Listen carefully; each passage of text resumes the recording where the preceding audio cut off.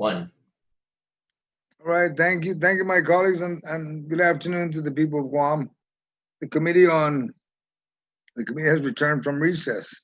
Committee on General Government Operation, Appropriation, and Housing. We are now on page 70, Guam Environmental Protection Agency. I'm looking, Senator Sabina, Senator Clint, you wanted to make a statement first before we open up EPA. Senator Clint? Yes, Mr. Chair, I'd just like to bring up some concerns I have just regarding overall the process.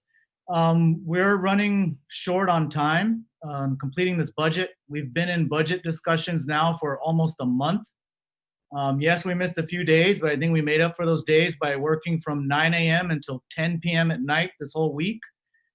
And I think we just need to speed up some of the process. I appreciate that you've been allowing a lot of discussion on this, but I think we're allowing even more discussion than is normally allowed on the session floor if we were to discuss this in the committee of the whole on the session floor. For example, when amendments are proffered, I'm noticing it seems like people are speaking 2, 3 times, several times on an amendment. So I know you said people can speak more than once, or you gave 2 rounds, but normally on the session floor, those 2 rounds are for discussion of the sections on the bill. When an amendment is proffered, if there are objections, then you usually allow for 1 round of discussion on the objections, then the proffer of the amendment gets to close, then we vote. But it seems like we're having a lot of back and forth and numerous discussion on the amendment. So perhaps, I know you've already said that you would allow 2 rounds, but I'm suggesting if you could still allow those 2 rounds, but that would be for discussion on sections within the bill, if there's going to be questions about sections in the bill. But when an amendment is proffered, everyone gets to speak once on it, the proffer of the amendment gets to close on it, then we vote. That's what we normally do on the session floor. So I'm just asking for the same type of discussion as we do on the session floor, Mr. Chair. Yes, Senator Clint, it was actually supposed to be 2 rounds when you ask questions of the panel. So if we have members there, you get the 2 rounds. And you're right. I think I've been lenient, and the acceptance of this committee the body is that we move a little bit more, not necessarily just for speed, but that we minimize now to just when an amendment is proffered, that you've got 1 round to speak for or against, and then we move to vote. All right? Is everybody in agreement with that? I don't see any objection. I don't believe. Senator Lee, he's pretty much recognized that if it's in the order. Do we need a vote on that? No, we don't need a vote. I don't see an objection. Something, since we're having a discussion on, Yeah, go for it, Senator Therese. Let's speak up and Mr. Chair, yes. Yeah, I just wanted to say sometimes the issue is that we have guests on our panel who say something that brings no question. So any problem with how we've been doing it, it's going smooth, I think, and you're able to get the questions right away, and are necessary in order for us to the amendments sometimes. So, and it's not always, it's just once in a while, and that. Thank you. All right, thank you. Yes, Senator Taylor, what would you like to comment? Yes, thank you, Mr. Chair. You know, Mr. Chair, we spend more time on talking about we need to speed things up than we do on, seems like we do on trying to just talk about any amendments or any concerns that we have.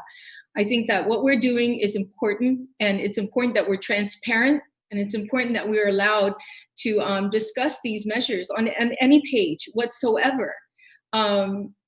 You know, some of us have not been privy to the bill before it went out, you know, and we're still trying to learn. And now, Mr. Chair, since we've been told, or I've heard, that we can't even get the administration's people to come down, only a hand-picked few will be able to come down. And it makes it very difficult for us to talk about these agencies when we don't have BBMR, we don't have DOA to be here to assist us in some of our questions. So I think the speed of this is slowed down because we don't have the administration here answer any questions that we have. So let's just move on and everybody get that opportunity. You know? Senator Tello, my vice chair has recommended that we speed it up, and we're going to speed it up. Okay. I just want to know if there's any objection to the recommendation of Senator Clint, my vice chair. If there's an objection, then we'll move to vote. If there's no objection, we're going to move forward. All right. So let's just work it, and then you ask your questions as you need. Okay, Mr. Chair, if you can please repeat what you got from Senator Rangel. Senator Rangel will repeat it. Senator Rangel will repeat it. Okay, fine. If you don't want to. All right, so we move on, or else I'm just going to rule it. Okay, so Senator Rangel, my vice. Yeah, just to clarify, what I'm asking is that just as we do on the session floor when we're in committee of the whole, when an amendment is made, everyone is allowed to speak on the amendment once. Then the proffer of the amendment is allowed to close. Then we vote. I'm just asking for the same thing we do normally during session. All right. Do I see an objection? There being none, we'll move forward in that direction. All right. Now, Senator Sabina, you raised your hand. I'm trying to. What would you like? We're going to move on anyway. Senator Sabina, we are on page 70, Guam Environmental Protection Agency, ma'am. I think you're the oversight, right, for that agency? Yes, I am. And okay. I believe we are expecting Ann Roth from the Guam EPA board to log on. Joe, do we have them coming on? Yes, sir. One moment, please.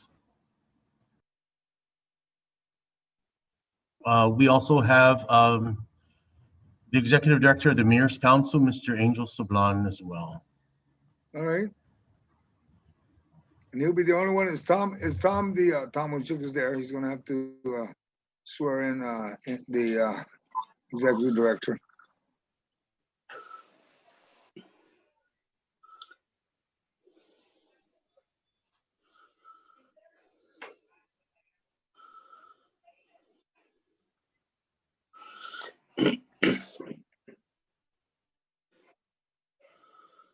Okay, where's Ann Roth? If she can turn on her cameras, we just make sure she's present.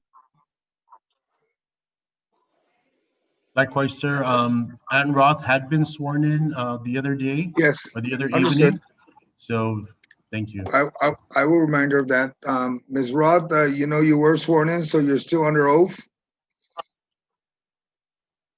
All right. Yes, I can't hear there. All right. I understand. Yes. All right. Thank you. Sarnarm, we have Angel Sablan, the Executive Director of the Mayor's Council. If you can please swear him in. Okay. Thank you, Mr. Chair. Can I have Mr. Angel Sablan raise your right hand, please? Okay. Under penalties of perjury, do you affirm that any and all information that you provide will be the truth, the whole truth, and nothing but the truth, so help you God? I do. Okay, Mr. Chair. Mr. Sablan is under oath. All right. Thank you, Sarnarms. Welcome, Angel. Thank you. All right. Now, Senator Sabina. Yes, thank you. Did you have anything? Because there are amendments that have been posted. Yes, so I would like to start off with proffering the amendment that was discussed earlier under the EOG section. So if I can direct people's attention to their Zoom chat. I did load it on there in regards to, it relates to Guam EPA. So that's why it's appropriate to talk about it here. So what this amendment does, basically, it makes the recycling revolving fund whole again. As you know, $500,000 was rated to be placed into another agency, to which is not the rules were not authorized to do so. So it's taking that $500,000 from Section 12 of that was appropriated to the Guam Green Growth Initiative and places it back in the management and of the recycling revolving fund. So if I can just give an opening statement regarding this move. So, okay, Senator Sabina, you're talking about an amendment that you proffered at UOG, correct? and you're trying to identify it to come Yes. back to Well, EPA. Yeah, the rules, I believe, was that I was supposed to combine everything in one no, amendment, no, so deappropriation and appropriation. So that's what this amendment is doing. So because Okay. we're talking about Guam EPA, it impacts them. So I would like to, present it here and to basically provide my opening statement regarding this amendment. And so, Okay, and what pay? I'm looking for your amendment. Okay.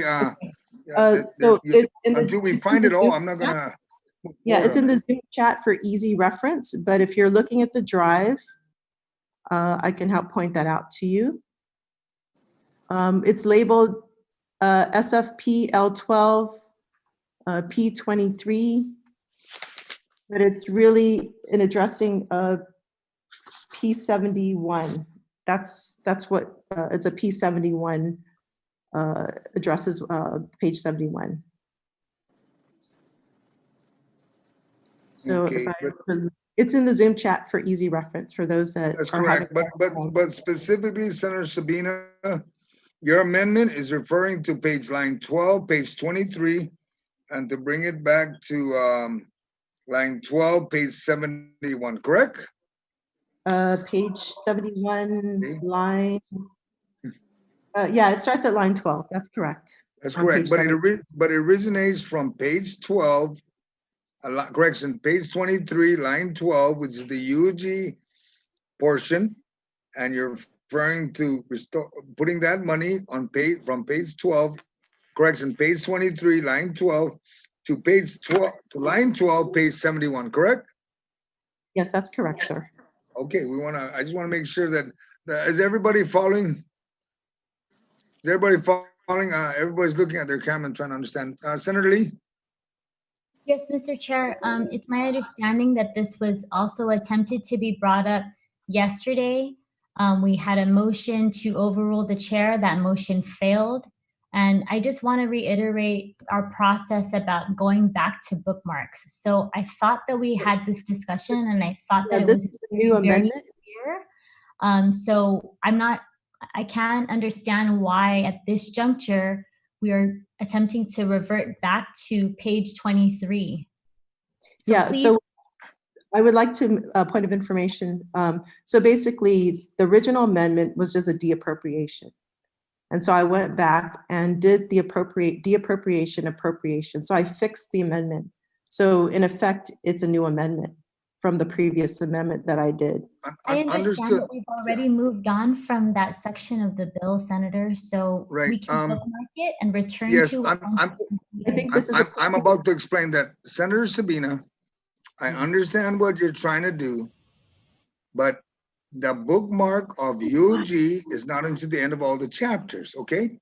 And I understand what you're trying to do is to restore it back on page 71 into line 12, correct? So if I can make a clarification, the one I bookmarked was an older one. I could withdraw that one when we get back to the bookmark. This one is a newer one. So what we're saying does not apply to this particular one.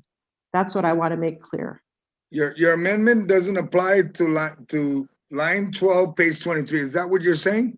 What I'm saying is the original amendment didn't have the appropriation together with the deappropriation. So this is a new amendment compared to the initial amendment that I sent in. So the bookmark is for. I'm trying to follow you. Yeah. Okay. So what I'm saying is the initial amendment is just the deappropriation. So when we get back to the bookmark, I can dispense with that, withdraw it. But because this is a new amendment, because now it has an appropriation portion to it, we should consider it because now we're dealing with EPA. No. Senator Sabina, hold on, Senator Kelly. Senator Kelly, I haven't. Senator Kelly, stand by, okay? No, hold on, Senator Therese. We need to clear first. Number one, on page 71, you wanna appropriate money to page 71, okay? Am I understanding that correctly, Senator Sabina? Yes, I do. Okay, and then hold on. No, I know where we're at, okay? I'm just saying that on page 71, you want to appropriate money. but we did not, you cannot appropriate when we did not go back to the bookmark, which is not scheduled until the end of all the quarters, all the chapters. When we go back there, you can bookmark this page 71 now to save it until we de-appropriate and then shows the appropriation. Then it relates to the two. If I can point out to your rules, Mr. Chair, so let me just read that out. If someone can place that back on the chat, I can read it out to you and to show that it does apply. So let me just pull that up really quickly.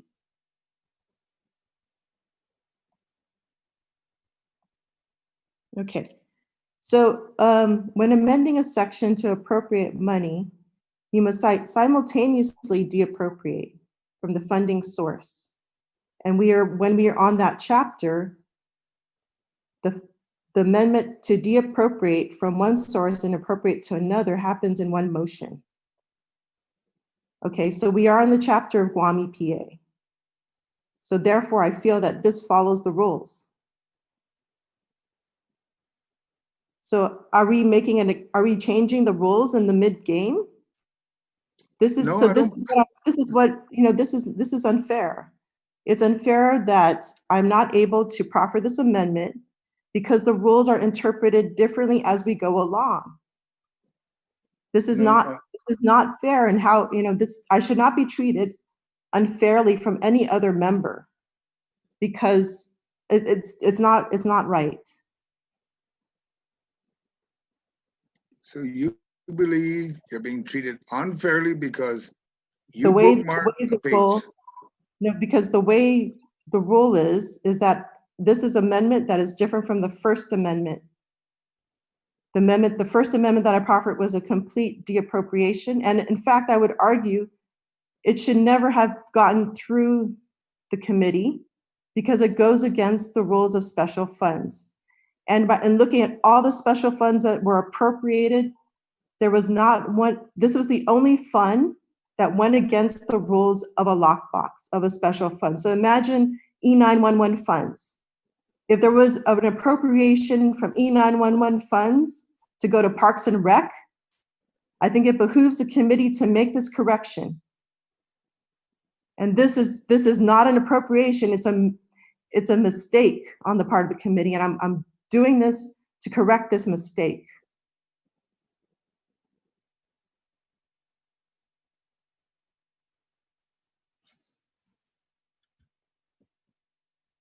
Let's So get it quick. that's what this is about. It's really fixing what should never have been appropriated from a lockbox. We would never accept the rating of an E911 fund to go to the operations of what it was not authorized to do. And this is what this amendment is about. It's preventing the rating of the recycling revolving fund and to nullify an illegal transfer of $500,000 to a different agency where it's not authorized to be used.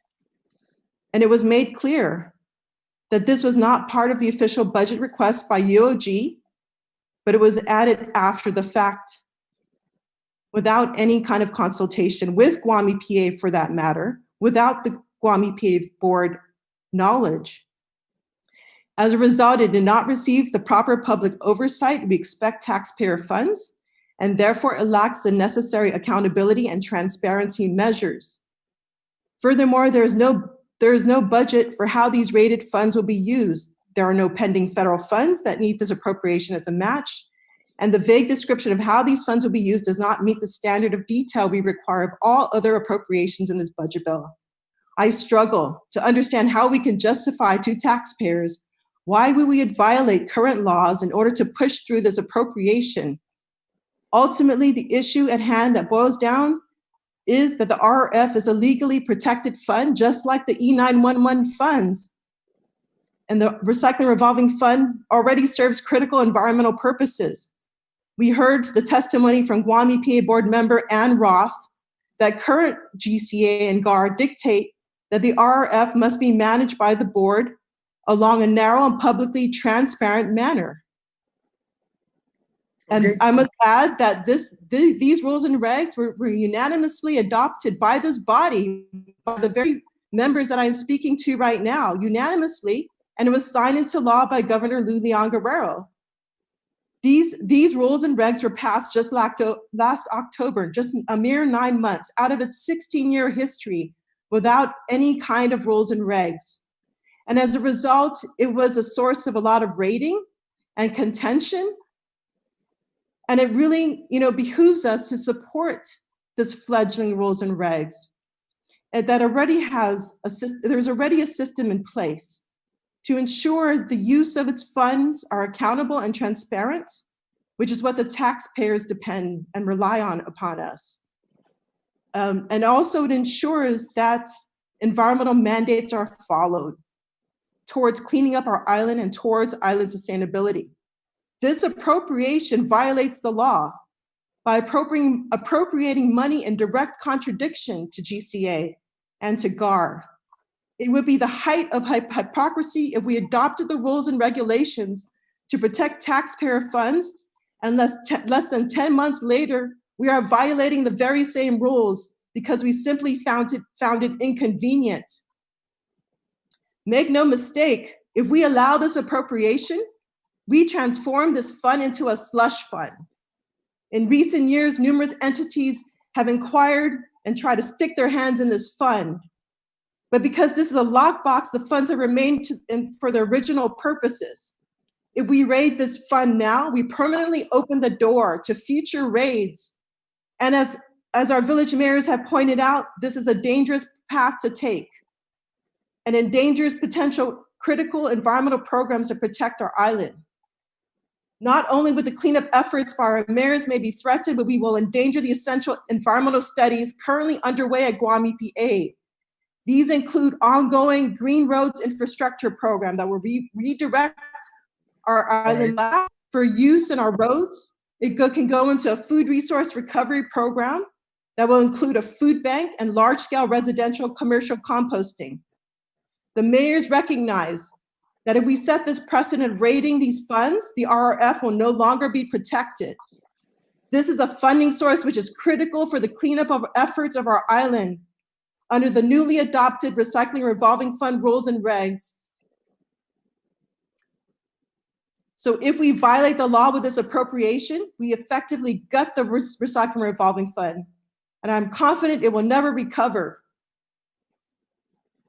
With the help of my colleagues, I am optimistic that a workable solution can be achieved. As a member of the G3 initiative and knowledgeable about the frameworks, I see that a lot of work is already taking place with pre-existing government funds. And as Guam EPA board member, Ms. Roth testified before, they are willing to work with G3 if the projects of the G3 initiative abide by the GCA and the rules of regulations. We have a choice. We can uphold the laws or we can undermine them. The people participated in public hearings, creating these rules and regs and establishing them. We must honor their voice and protect the taxpayers' funds. If we cut corners, we will turn this fund into a perennial slush fund and severely undermine local environmental efforts. And I ask my colleagues to protect this amendment and properly protect the Recycling Revolving Fund. Senator Sabina,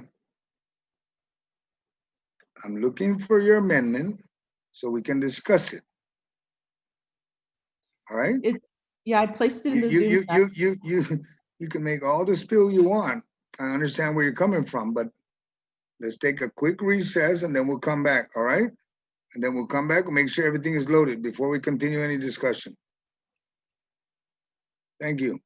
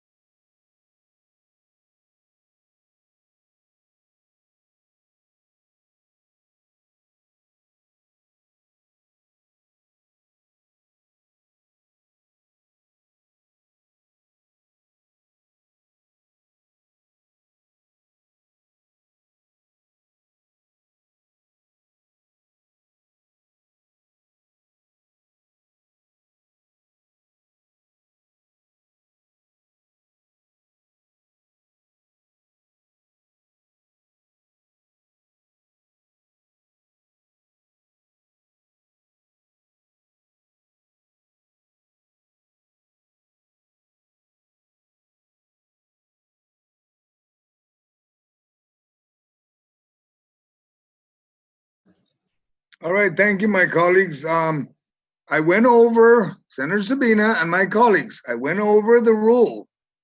And based on the amendment, when I was looking at it, it didn't look like it was one page, okay? Look, it's a 2-page amendment. Am I correct, Senator Sabina? I can't hear you on mute.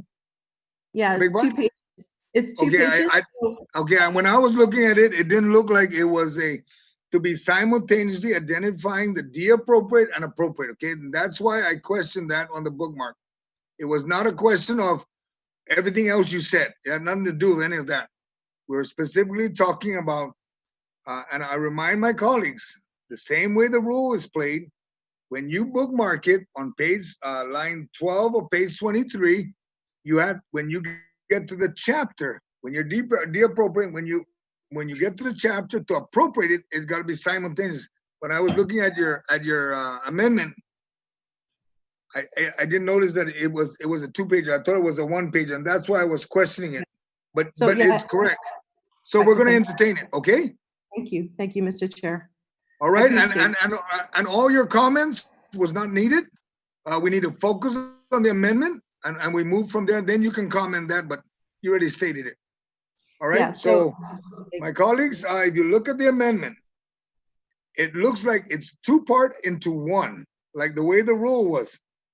It must be simultaneously. She identified where she's de-appropriating, which is in UOG, and appropriating it into page 71 under EPA. The 2.3 million to make it 2.8 million. Right, 2.8.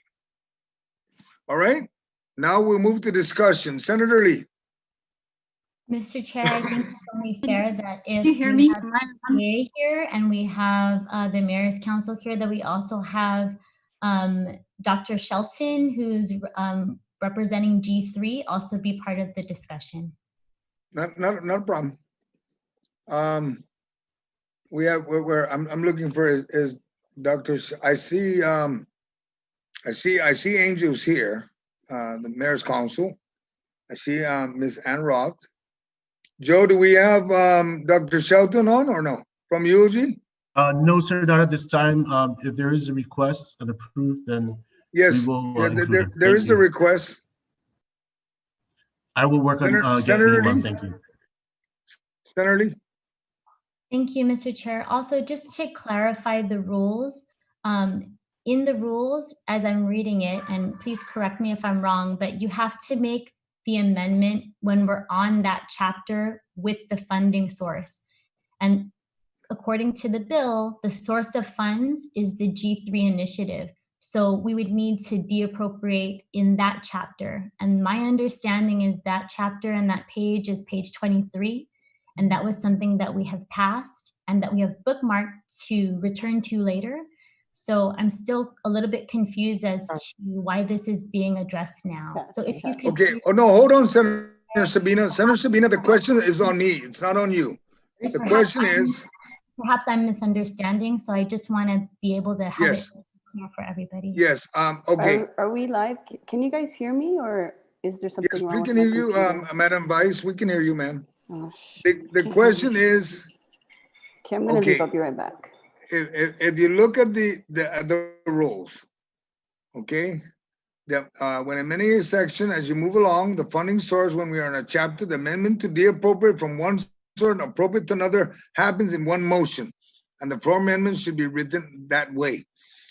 Senator Sabina's amendment is written that way, but as you look at it, it looks like I thought it was 2 separate amendments, but it's really one. It's one amendment, but it was 2-page. Okay, and that being stated, so she's de-appropriating from page 23, and that's where I take issue. And so in reading your rules, and again, please correct me if I'm mistaken or if I'm not understanding this correctly, but when we are on that chapter of the funding source, and the chapter and the funding source is G3 initiative, which is page 23, we are currently on page 71. So which is the chapter to appropriate the money, ma'am, Senator Lee. Go ahead, Senator Lee. So we're discussing something that was appropriated on page 23. So we have to hold off on those discussions until we complete our work, and then we can go back to all the bookmarks. That's how it was always done in past budgets, and that's how I believe you described it again and again in terms of our rules and in terms of the way that we're moving forward with bookmarks. But again, Mr. Chair, please correct me if I'm wrong here. No, well, you know what, Senator Lee and my colleagues, I spoke to legal, and exactly the way the rule, what I placed out as the rules, she said that yes, it's consistent with the rule as long as her amendment reflects the deappropriating and appropriating in one motion. Because the deappropriating was an item that was bookmarked, but it was identified. Okay, we got that clear. Now that we're at the chapter to appropriate it, it would fall in the same flow, deappropriate and appropriate one time, which is one motion, which is one amendment that she has proffered. Okay, so it's in line, and we're gonna discuss further now this amendment that she has, which captures UOG and EPA at the same time. One is deappropriate from the G3. And like I said, I cleared this with legal when I wrote my rule. Okay, so I made sure I was in line. Okay, Senator Lee? Yes, and was OFB able to get in touch with Dr. Shelton to join us for the G3 initiative, since this amendment is attempting to slash the resources to the Guam Green Growth Initiative? Yes, I'm having Joe's trying to get all of them. Oh, one, Senator Sabina. Okay, now Senator Sabina. Yeah, I just want to take exception to that comment because it was never part of the EOG budget. And so no. And so Senator to say Sabina. that from it, I think that's a mischaracterization. So I just want to take exception to that comment. Everybody got the budget the same time, okay? You all got the budget act. We're going through now the budget. Now it's to approve the budget, then it becomes part of the budget, okay? So never mind about it wasn't part of their budget. They came in, they saw us, and they asked, okay? And we'll just move on. We're gonna discuss your amendment, Senator Sabina, and let's move on this. And we're just waiting for Dr. Shelton from UOG. Joe, any luck with Dr. Shelton? Senator, Dr. Shelton is on the Zoom chat now. Mr. Chair, can I test my mic? Okay. Yeah, you're coming in broken up, Senator Therese. And even your picture kind of froze. Dr. Shelton, please be reminded that you are under oath. Yes, sir. All right, thank you. Now we're gonna move with Senator Sabina's amendment, which identifies, based on the rule, you identify where you're deappropriating and appropriating with one amendment. And it's on the chapter that it needs to be addressed. Senator Sabina, you've spoken about your amendment. Are we open now for discussion so we can discuss it and then we can move on? I can't hear you yet. First of all, thank you, Mr. Chair. And I did give my opening statement, and if I guess we did spend a lot of time that day. We were talking about UOG, and so I do want to reserve this time for my colleagues if they have any comments, questions. All right, now we're going to go to discussion. I'm looking for hands for anyone that would like to comment on that amendment. Madam Speaker, please. Okay, Mr. Chair, if I may, I just probably, based on this amendment and based on the trend of how amendments and how budgets are made, I just want to give a point of information that one legislature does not bind another legislature. The Office of Finance and Budget has the responsibility for taking any and all documentations and recordings as it relates to to the budget of the legislature. And it takes a consensus and an affirmative of 8 to approve or deny anything or everything. So in these efforts, if anyone, whatever law, whatever bill becomes law can be changed at any time. What may be bad back then may be good today and vice versa. So I need to tell my colleagues, please just know that if you've got the affirmative and if there is a situation that you can carry on if you have the affirmative, but you cannot say it's basic civics, sir. You cannot say that we're violating the law and the people of Guam, their rights, because we're not. And based on this, you as the oversight chair have the opportunity to put anything in the budget. It is up to us to decide as an affirmative whether we want to accept it or not. I just need to bring that point up. Thank you, Madam Speaker. I'm looking for hands out there for any comments or any questions on the amendment. Senator Kelly, please.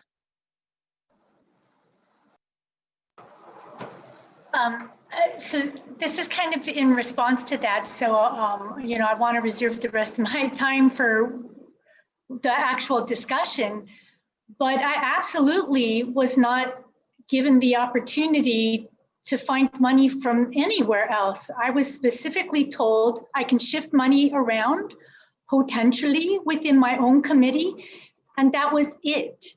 So this whole concept that we can put in anything we want, and it certainly didn't happen for me. So, I just want to clarify the process. Okay. That's how it was explained to me. And even then, the bill is what it is. And I didn't have any final say, so. Okay, Senator Kelly, I'll have Steve, can you please explain how budgets are put together, please? Mr. Chair, Senator, Chair, is this discussion on the amendment? Well, the folks are bringing it up. If not, stand by, Steve. Okay, it's not relating to the amendment. So I'm just gonna pass on Senator Kelly's statement. All right, does anybody have anything to state on this amendment? I'm looking for a hand. If anybody have anything to state in reference to the amendment. Senator Lee. Thank you very much, Mr. Chair. My questions are for OFB Director Steve Guerrero. Mr. Guerrero, if you could just reiterate for the body, the funding source for this amendment is the Recycling Revolving Fund. And it's my understanding from reading this amendment that we're attempting to strip the Guam Green Growth Initiative from this funding to the total of $500,000 and restoring it. So I just wanted to ask, licensing fees, right? Licensing fees. If I could just ask what the balance is in the Recycling Revolving Fund, the RRF. Let me answer your question in parts. Your first part about the fundings, where the money comes into revolving fund, it comes from the fees that you pay from your license, portion of the license fees, registration of motor vehicles, and any disposal of recyclable products. That's my understanding. As far as the appropriation, again, the appropriation from the recycling fund was based on the projection that we anticipate to collect for 2021. As far as the allocation again was based on using 2020's allocation of the recycling fund, applying it in 2021 appropriation levels, and then making any adjustments we had to make because of either the reduction in the anticipated collection of the recycling fund. Your last question as to the balance of the recycling fund. Let's see. Based on the appropriation on current year projection of the recycling fund of 2.828397, the total available balance as of today's run on the AS 400 is 1.481276.87 cents. I can't hear you. I can't hear. Senator. Senator Lee, Senator Lee, I can't hear you. unmute. Can you please repeat that last number, the balance? Okay. The available balance based on the AS 400 printout as of today is $1,481,276.87.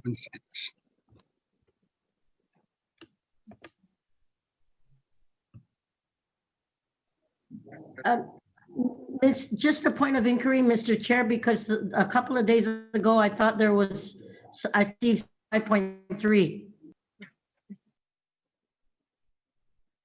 Can I just get a clarification, Mr. Chair? Yes. Steve? Yes, Speaker. The balance of, yeah, if you're, yeah, we need to be clear on what we're asking for.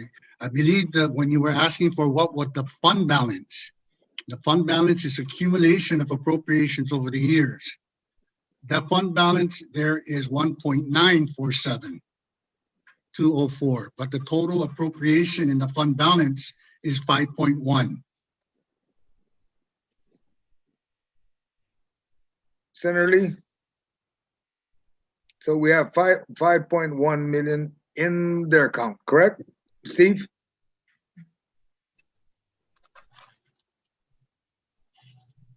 Okay, the appropriate 5.1 or 5.3? Because I believe yesterday we said 5.3. Let me check. Maybe we can ask, when Ann Roth spoke the last time, she had a breakdown of what the commission members, the board of directors approved. So maybe we can ask Ms. Ann Roth that, just to reiterate her statement the other night. Mr. Chair, we can all jump in. The OFB director was very clear. The balance was 5, but he then told us what was encumbered. And then he gave us the unencumbered balance. So there's nothing wrong with what he's stating. Okay, thank you, Senator Therese. Senator Lee? Thank you, Mr. Chair. And I will just note for the record that this is a fund that has been pretty consistent over the last 5 years as I looked at it. Recycling Revolving Fund has consistently seen about $2.75 to $2.8 million in collections per fiscal year. And so that averages about $240,000 per month.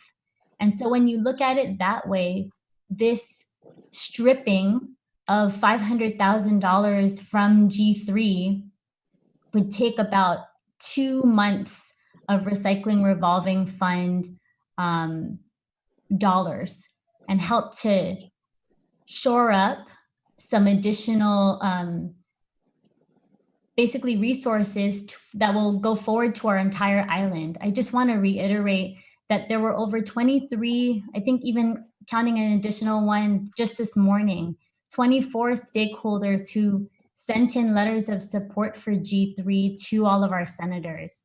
This is an incredible opportunity for the people of Guam to invest this $500,000 with the potential revenue coming in from other federal, it helps to leverage, it helps to accomplish our local match to bring in over $1 million in federal funding through, I believe, the Sea Grant program. And so I just wanted to give Dr. Shelton an opportunity once again to talk about all of the great things that G3 will potentially bring to our island and how that might relate to the mandates of the Recycling Revolving Fund. There's been this constant I guess, chatter about the fact that this fund is being rated for this purpose. But we see that so many of the things that G3 is attempting to accomplish is so much in line with the whole reason why the Recycling Revolving Fund was created in the first place. And so it absolutely does align in the mission and the values and that mandate, Mr. Chair. So I'd like for Dr. Shelton, if at all possible, if he could maybe help to further educate this committee on exactly what we're talking about here, Mr. Chair, because the idea of this fund being rated, we use these funds, that's why these funds are created, to serve a certain purpose. And so again, I'd like to just invite Dr. Shelton to share some of that with us today. Thank you.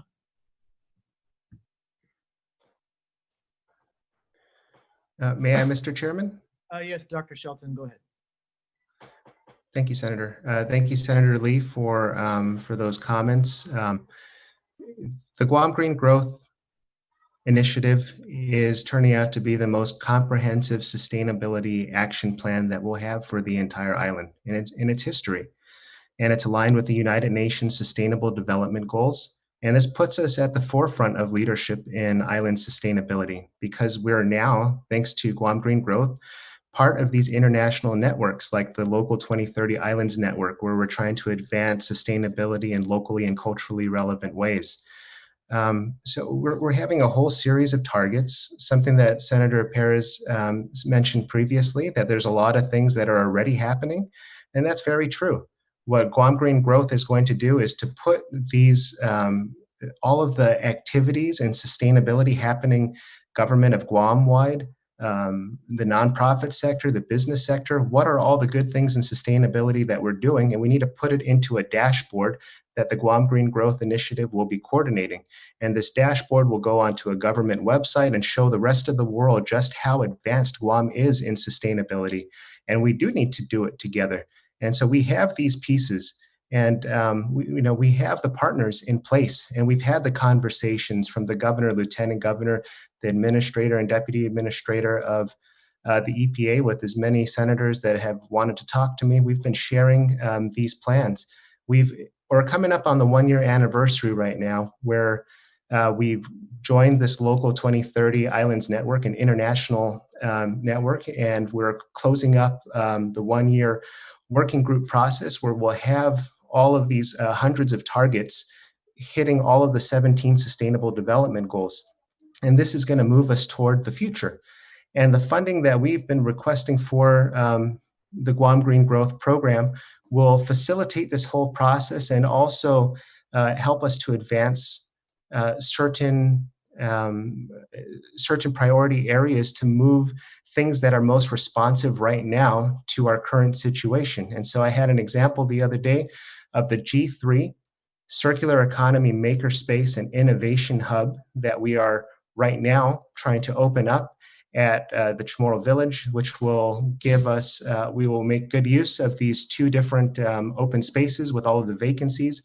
There will be a place for workshops and classes and trainings, and another room full of makerspace equipment to allow any person from our villages or small business owners, entrepreneurs, to come take an ownership role in the transition of our island to a circular economy, which means we're putting cash in our pockets instead of trash in the landfills. And so we have a tangible solution here on the grassroots level that will allow us to move towards sustainability right now. So we are a very capable organization at the university with all of our certificates, our degrees, the PhDs, the accreditation that we have. And what I've been asking for, as I was assigned to be the co-chair of this process through the executive order from the governor, is to help find funding, local funding that will make this a reality. So being, just trying to be resourceful, we saw an opportunity in the Recycling Revolving Fund. That was a suggestion, but I'm just here asking for your help to try to do this work to advance sustainability from our island, to take action now, because this is urgent. We can't wait for so many more years before we're going to get into a different process and approvals and work step by step. We need the comprehensive plan to move forward right now. And I'm asking for the legislature to invest in sustainability into this most comprehensive action plan that we've ever had and allow us to move forward, to do good work like the circular economy makerspace, and so much more that we just want to work on to achieve sustainability for our island and not have any more delays.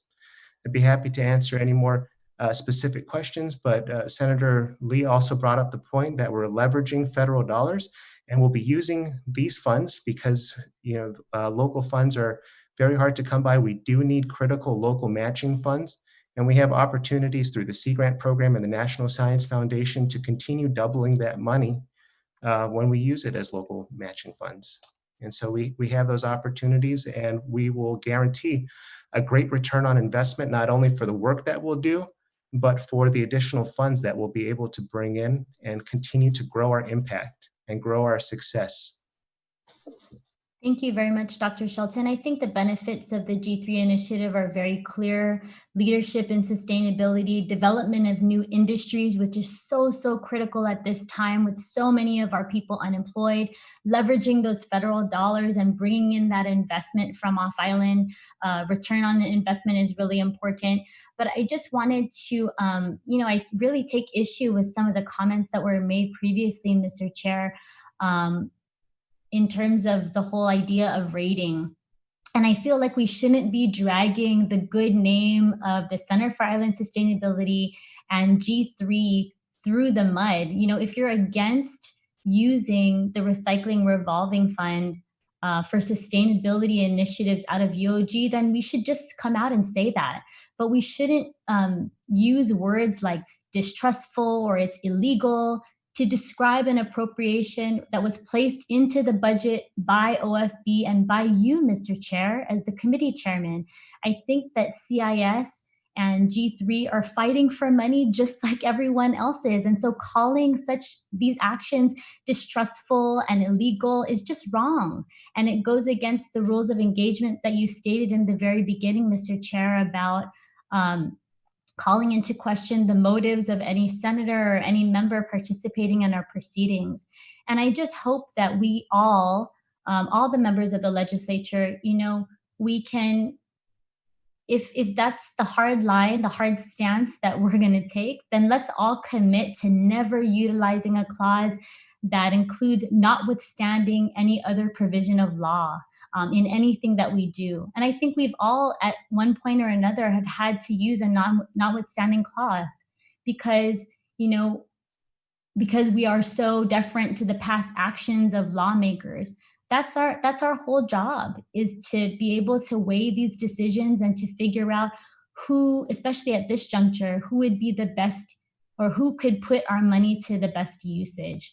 And so again, because of that return on investment and using this as a critical local matching to double federal funds up to $1 million per year through the National Sea Grant, and just leveraging these federal dollars and developing these new industries and leading in sustainability, I think the answer is very clear, Mr. Chair. I completely oppose this amendment, and I really urge all of our colleagues to think very critically about ways that we can help to support Guam EPA, support G3, support our mayors. There's ways for us to do that without undercutting each other.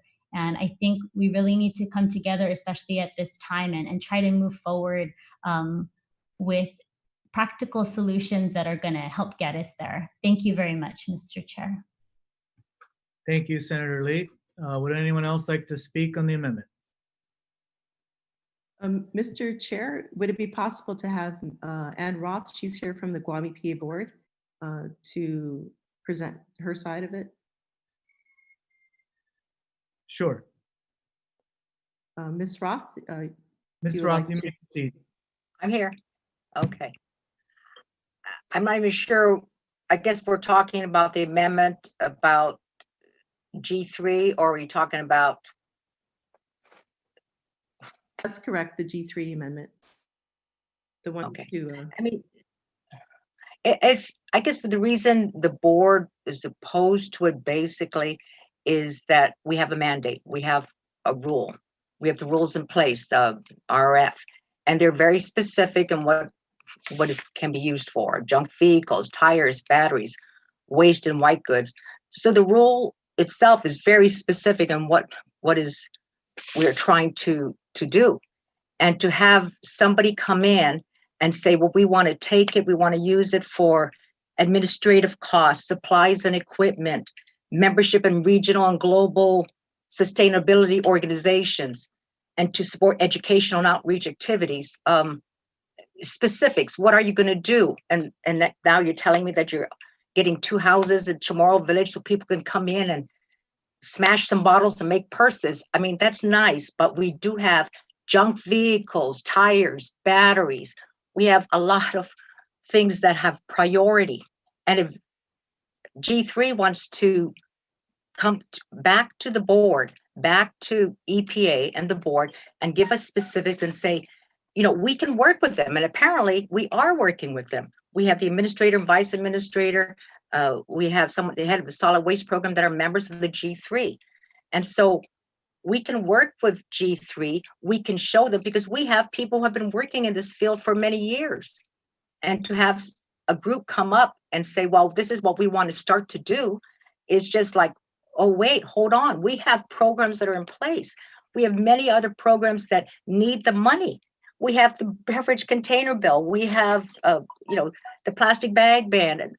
But first we need to follow the law, and the zero waste bill that is coming up, you know, will hopefully take care of this so we can encourage it. So we're not against G3. We're not against island sustainability. I mean, that's the whole point of it.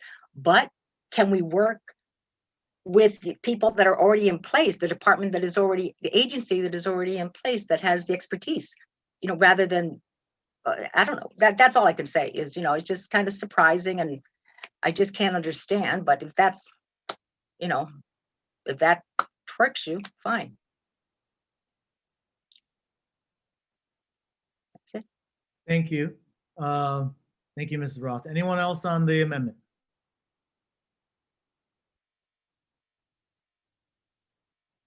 Senator Moylan, you're recognized. Thank you, Mr. Chairman. Now I'm sure G3 got some, it sounds like great ideas. I'm sure that will be a helpful program. But I believe we should find the money elsewhere for G3.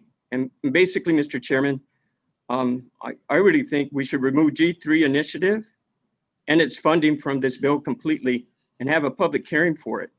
You know, Mr. Chairman, I just can't fathom using the recycling revolving fund for the purpose other than what Amroth was just talking about, what it is intended especially for. You know, we got issues with abandoned vehicles and dry goods and other problems, then we got to utilize these funds. So if G3 needs some funds, we'll find it elsewhere. And I just want to make one final thing to make it clear. Do not raid the recycling revolving fund. Thank you, Mr. Chairman.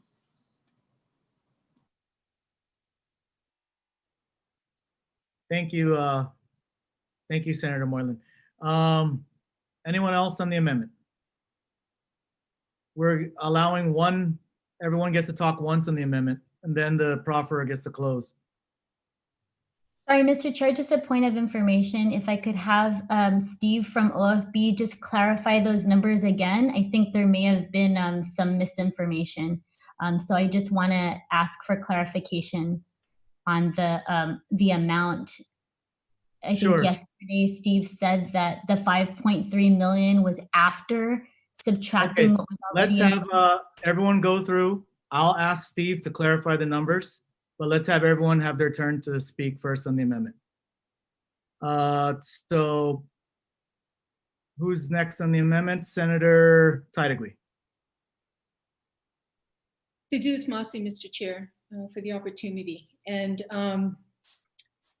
you know, in the 30th Guam legislature, when I was former senator, I initiated quite a bit of environmental bills to protect our island.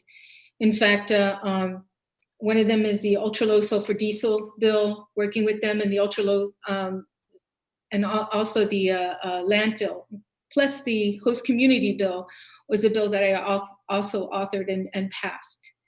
So my heart is definitely when it comes to the environment, and I'm happy this group, the G3 group, has gotten together and they've placed so many nonprofit organization members are part of that group, and they also have their own nonprofit organizations, and they're also fighting for the same type of funding for their organizations. Many of them nonprofits on Guam actually provided food for those less fortunate and made masks to generate funding for their own organization to move forward so their initiatives can also be heard and implemented into the community. So my love for the environment was so much that I even had to basically audition to be on the member of Senator Paris's committee on environment, and I was happy to do so with my resume. And I was happy that she included me into that. And I hope it was because of my resume that I was put on her committee to be a member of. But Mr. Chair, I mean, I don't know how many times we can go over and say that we are in dire strait on this island right now. Sometimes feel-good bills and feel-good amendments, it's not time for them right now. We are in dire need of funding just essentials. And everybody keeps saying that, essentials, essentials. What is essential, right now? And if you look at those videos and you look at the newspaper mostly every day, you'll find that white goods and dumping grounds in Wistic Road and in Mariso, where they need backhoes over there to help, from the flooding that's going on. There's so many things that need to be done that are essential at this point. And Mr. Chair, during the July 23rd meeting for G3, it was stated, and I quote again, that they were successful in securing over $500,000. That was July 23rd of this year. Giving them another 500 will make it over $1 million. That is incorrect. I just think we have, Mr. Chair, please, Mr. Chair. Can I continue? Please continue. Thank you, Mr. Chair. And in here, anybody can view it. It's July 23rd on YouTube. You can hear the direct quote that was stated. So, Mr. Chair, there's an amendment that's coming up after this that I've seen on our drive. And it's an amendment that allows a direct appropriation to the Mayor's Council for $1.3 million. I stand in support of that amendment. I know that the EPA has set aside only $900,000 this year for the Guam, for the Mayor's Council. And, I know that we don't want to go in there and take money out of the revolving cycling fund when it's been already determine how it's going to be spent. But part of that spending in that revolving fund goes to the mayors. So if this amendment comes true to form, Mr. Chair, that's $1.3 million. That's a lot, about $400,000 more than what was anticipated from EPA. And I stand in support of that. But I'd feel a whole lot more comfortable, Mr. Chair, knowing that the $500,000 from G3 goes back into the revolving cycling fund so that we will feel comfortable in voting yes for that $1.3 million to go to the mayors. The mayors that need it so much. So, I just ask my colleagues to please keep that in mind. It's essential. What needs to be done with all the junk cars and the trash and the dumping that's happening on our island. The mayors need it.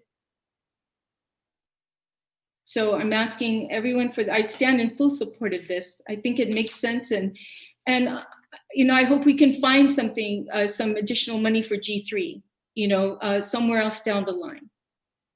But if G3 is concentrating solely on the revolving cycling fund for something like that, they have the option to go to the board and request for that money, like all other nonprofit organizations out there that's doing their part for our island in protecting our environment. Thank you, Mr. Chair, for the opportunity. Thank you, Senator Taidewi. Mr. Shelton, Dr. Shelton, would you like to clarify your statements that were referenced by Senator Taidewi? Yes, and I did a couple of days ago as well. Mr. Chair, is there a Taidewi. question? Well, I'd like to clarify something that was incorrect because my statement was taken out of context again. One moment, But let me when- clarify. One moment.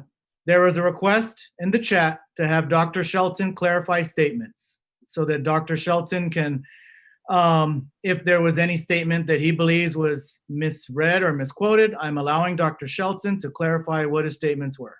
Dr. Shelton, please proceed. Thank you, Mr. Chair. The statement about $500,000 in funding that we've already received, I'd just like to clarify that that funding, as I mentioned in the meeting that was broadcast from Adelup, our programs, the University of Guam Center for Island Sustainability and Sea Grant, have been successful in getting $500,000 in additional grants this year. But that's not money that goes to G3. This is money that will, of course, help us implement targets of sustainable development, but that's not money that came as grants to the Guam Green Growth Program at all. Thank you. Thank you, Dr. Shelton. Mr. Chair, if I may, since Sure, Dr. Taidewi. Shelton had the opportunity to say that, I wrote it down verbatim, and it does say, the whole statement says that the governor's comment to coordinate funds, G3 and Island Sustainability and Sea Grant programs success in securing over $500,000. So if I didn't read the full part of it, I'm sorry, but he did say in his quote, and you can all watch it online, July Thank you, Senator 23rd. Taidewi. I'm under oath now, and I'm telling you that that is the correct way to interpret those statements. Thank you. Okay, well, thank you, Mr. Chair. Thank you, Senator Taidewi. Thank you, Dr. Shelton. The next person who's asked to speak was Senator Muña. Thank you, Mr. Chair. And the retiring senator that just spoke, just kind of hit a nail on the head with me because she mentioned Wistic Road, and I have had many opportunities to reach out, and special thanks to the Dededo Mayor, Melissa, for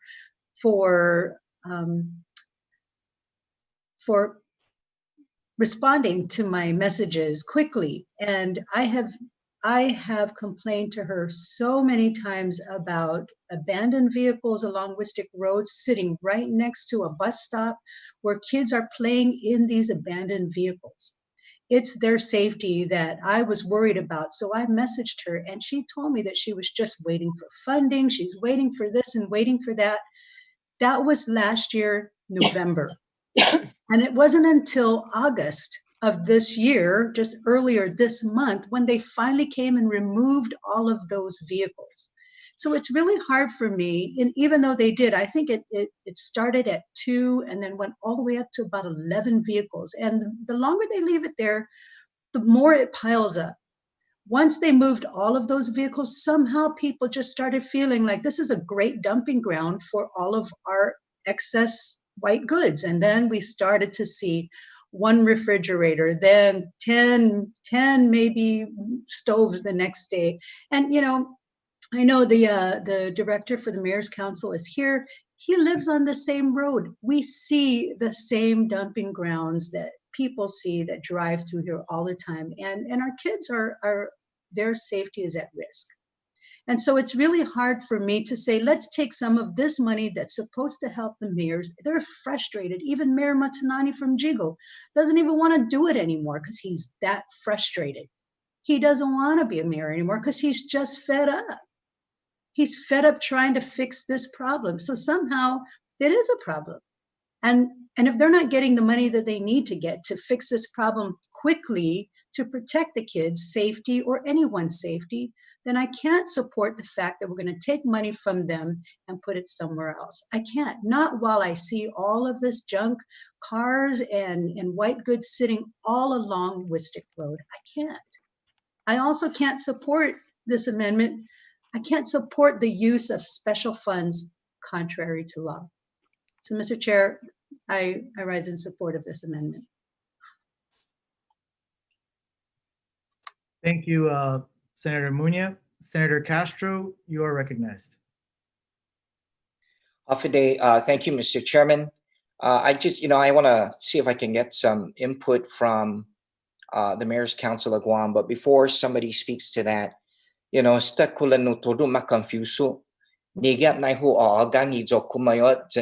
Mayor. I'm getting all kinds of sentiments. My position on this matter is that it doesn't matter who administers the money, as long as the job gets done. This is kind of becoming a little convoluted now. We're seeing G3 Tide taking from this fund to accomplish a very noble program, and then I'm getting feedback from my mayor or vice mayor that in fact there's some questions on the table about that. And then now that a direct appropriation of 1.3 million, almost a companion amendment, if you will, is on the table, they changed their minds. And I'm okay with people changing their minds as long as the justification fits well with what it is we're trying to accomplish. And so, just now I'm getting direct text messages from various mayors saying, we're okay with G3. We've always been good with G3. We just were making a move to protect our interests in terms of making sure we have direct access to this funding source to take care of the junk cars, as an example. And for as long as I've served, in the 2 short terms, it really, they are the first line of service, of public service. So as long as they're going to have the opportunity to continue the beautification of our respective villages, that's good with me. But I'd like to hear definitively from anybody on the panel, someone from the Mayor's Council other than my colleagues, or someone among the body who has had a direct conversation with the leadership of the Mayor's Council, to hear definitively on the public record where they stand with respect to G3. I'm inclined to support G3 because now my mayor and vice mayor are okay with it. And yesterday I had to retract and let my colleagues know, because I gave them my word that I'd support Senator Perez in preserving the fund for GEPA.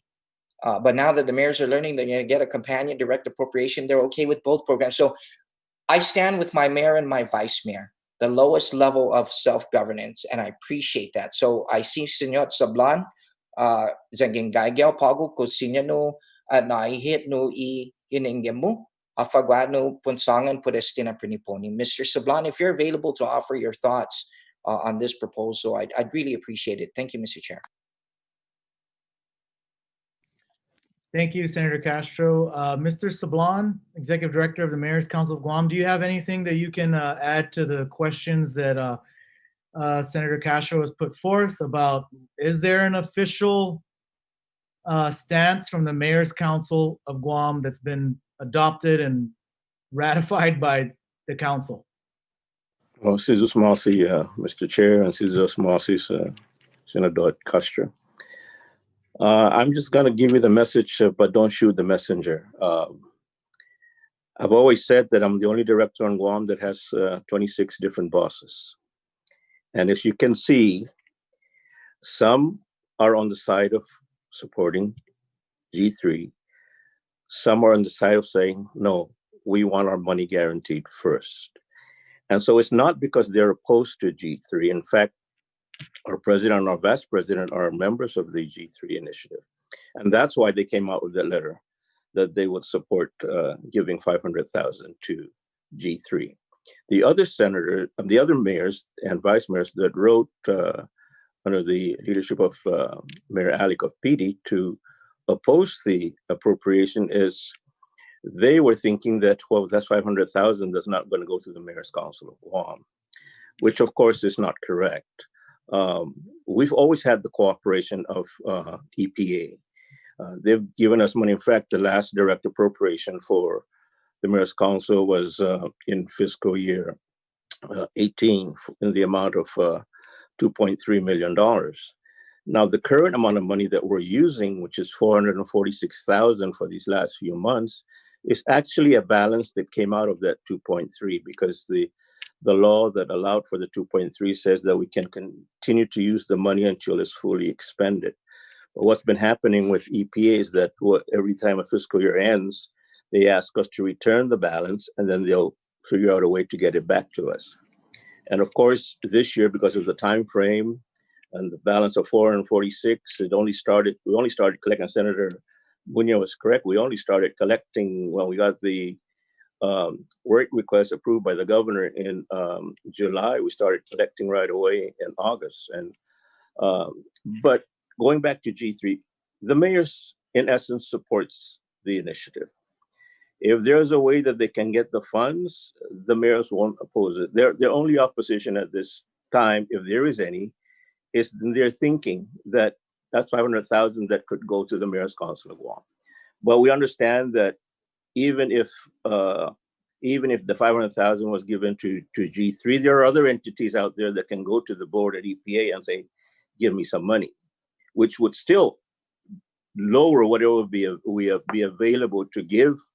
The largest benefactor of RRF is actually the mayor's council of Guam. We get the chunk of the money, but in this year we only got 440, which is just the balance of the original 2.3 appropriation. So if there is an amendment for 1.3, it's just that the mayors, and it's going to stay at EPA, it's just the mayors want to guarantee that they'll still have funds available for them to carry out the program. And we appreciate EPA because they've already approved actually $500,000 for MCOG for the start of the new fiscal year, which is good for us because usually when we get the money, it's late in the fiscal year. And by the time we get our work requests and get our MOAs and get our operation plans together, we've only got a couple more months left to expend the money. But if this amendment to give G3 does not pass and they're asked to go before the EPA board, I'm sure that the mayor's council of Guam will go and support their request. But if there's anything that this body can do to support G3, we would also appreciate it because they're helping us. That initiative is helping us because we're going through a whole lot just trying to get our environment cleaned up. And that's one of the ways that we know it can happen is through G3. But like I said, if there was any opposition from the mayors that wrote in, it's because they felt that there'll be $500,000 less for the mayor's council of Guam in their recycling efforts, which we know is not correct. And that's why probably the vice mayor and the mayor of Barrigada had called Senator Castro to tell him, hey, I got the wrong information, but if G3 can get their $500,000 and mayor's council can still get a support of getting 1.3 at least for the whole year, hey, it's a win-win for both organizations. All right, thank you, Mr. Sablan. That said, if I may utilize my turn now to speak on this. So, Mr. Sablan, I will use my time to ask Mr. Guerrero, since the executive director is talking about the mayor's main concern is that they have money available for them for their projects. I would like to know what is the exact balance remaining in the recycling revolving fund, total balance remaining. Yes, Mr. Chairman. I'm going to utilize the recently released Government of Guam financial audit for FY 2019. In that audit, it says that the fund balance as of September 30th, 2019 is $2,589,066. That is what's reflected in the audit report. So the total amount is 2 million, 2 point what? I'm sorry? $2,589,066. 2.5, that's for 2019? That is at the end of September 30th, 2019. And what about 2020? Are you asking for the fund balance? Yeah. The fund balance as of the run date of my AS 400, which is this morning, shows a total of $1.481276 available. Thank you. So if you add the 2 years together, what's the total? Give me a second here. 2589066 and 1481276. $4,070 and $4,070,342. All right. Thank you, Mr. Guerrero. That's I have nothing else further. Mr. Chairman St. Augustine is back, so I'll let Chairman St. Augustine take over. The last person to speak was Executive Director Sablan, and then I spoke with my turn. Senator Lee has spoken, Senator Castro, Senator Taitagui, Senator Muña, and I believe that's it, unless I missed someone. All right, then I'm the only one that hasn't spoken. I see hands raising. No, I believe there's others that have not spoken yet. Okay, and who are they? Could you identify them so we don't have everybody just wanting to speak? Senator Kelly Marsh Taitano has not spoken yet, and I believe she was raising her hand. Senator Kelly Marsh. There was also Senator Therese, so I defer to her. So you're not speaking. All right, thank you, Senator Therese. I am speaking. I saw her raising her hand, so I'm letting her go. All right, Senator Therese.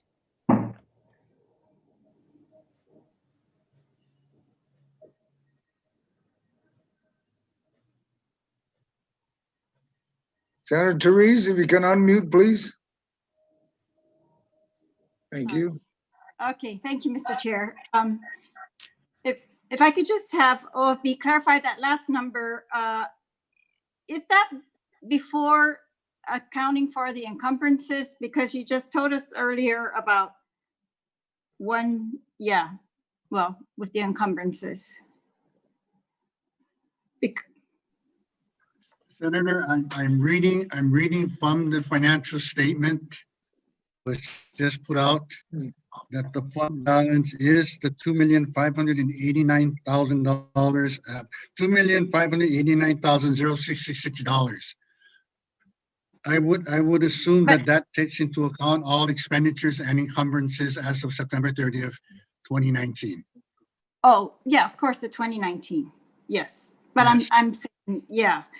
Well, for the record, yeah, but you also talked about 2020, right? And you said that there's an additional balance in 2020.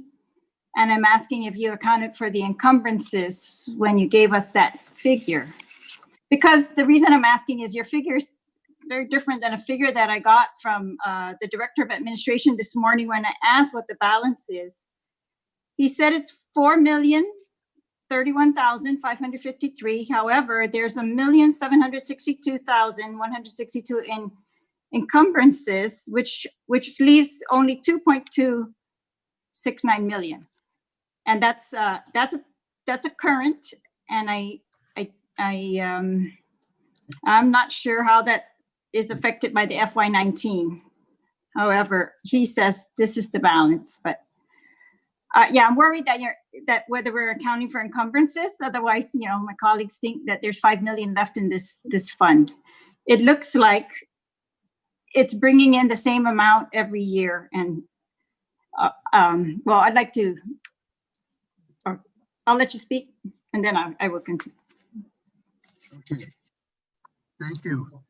Of the appropriation from the revolving fund of $2,828,397, there is an expenditure of $454,662.41. There is an encumbrance of $463,520.72.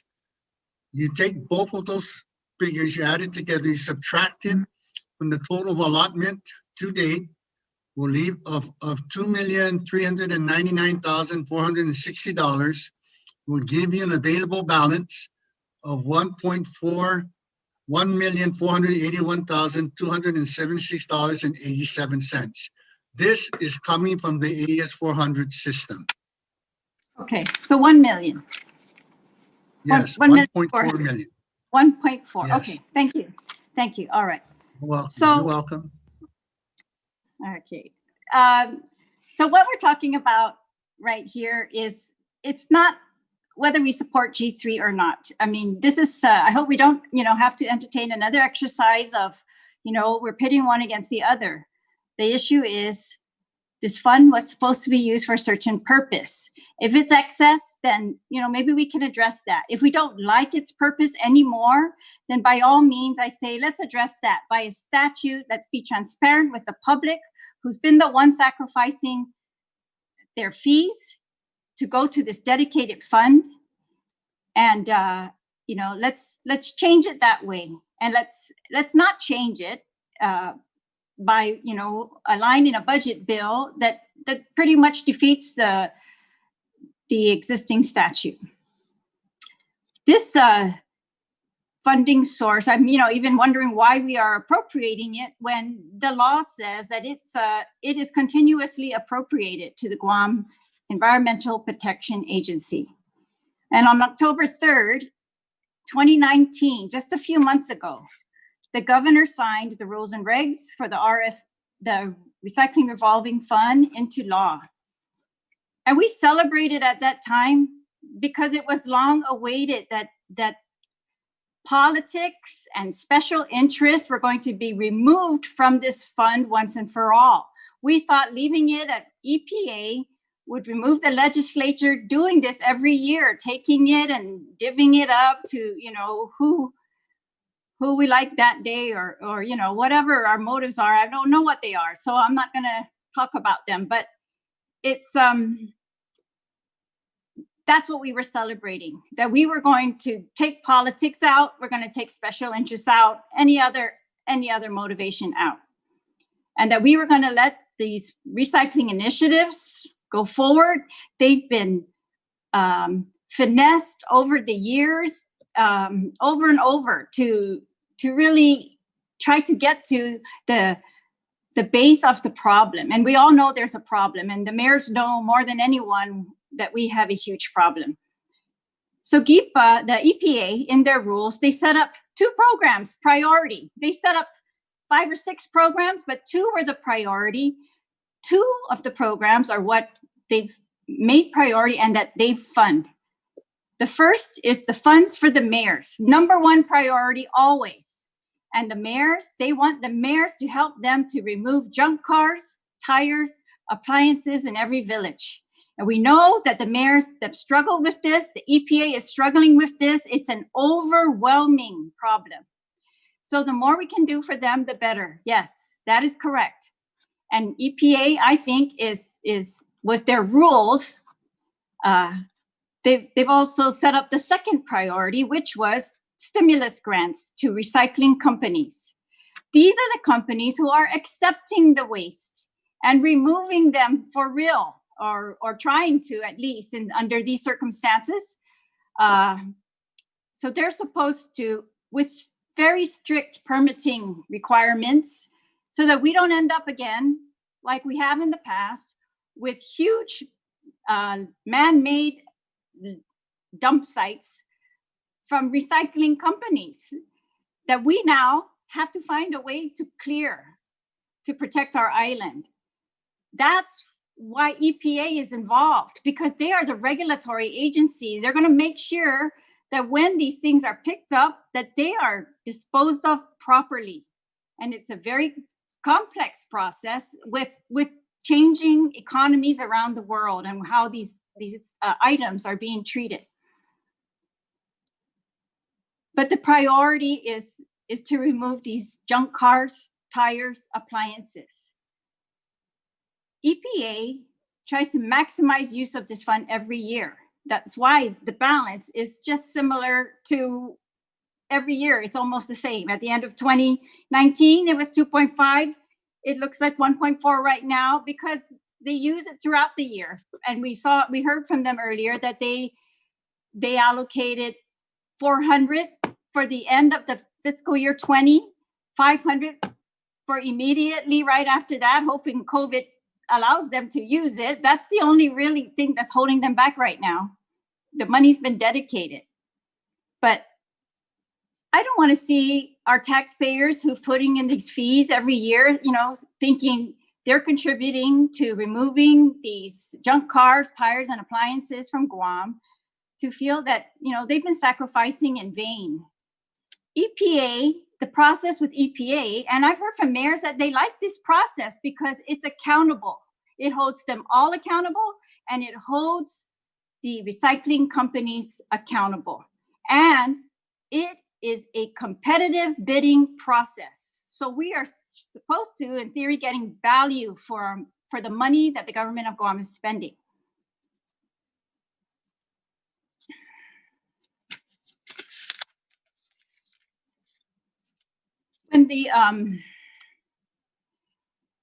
When the governor signed her letter, she signing the recycling rules into law, she also celebrated that we need to move forward.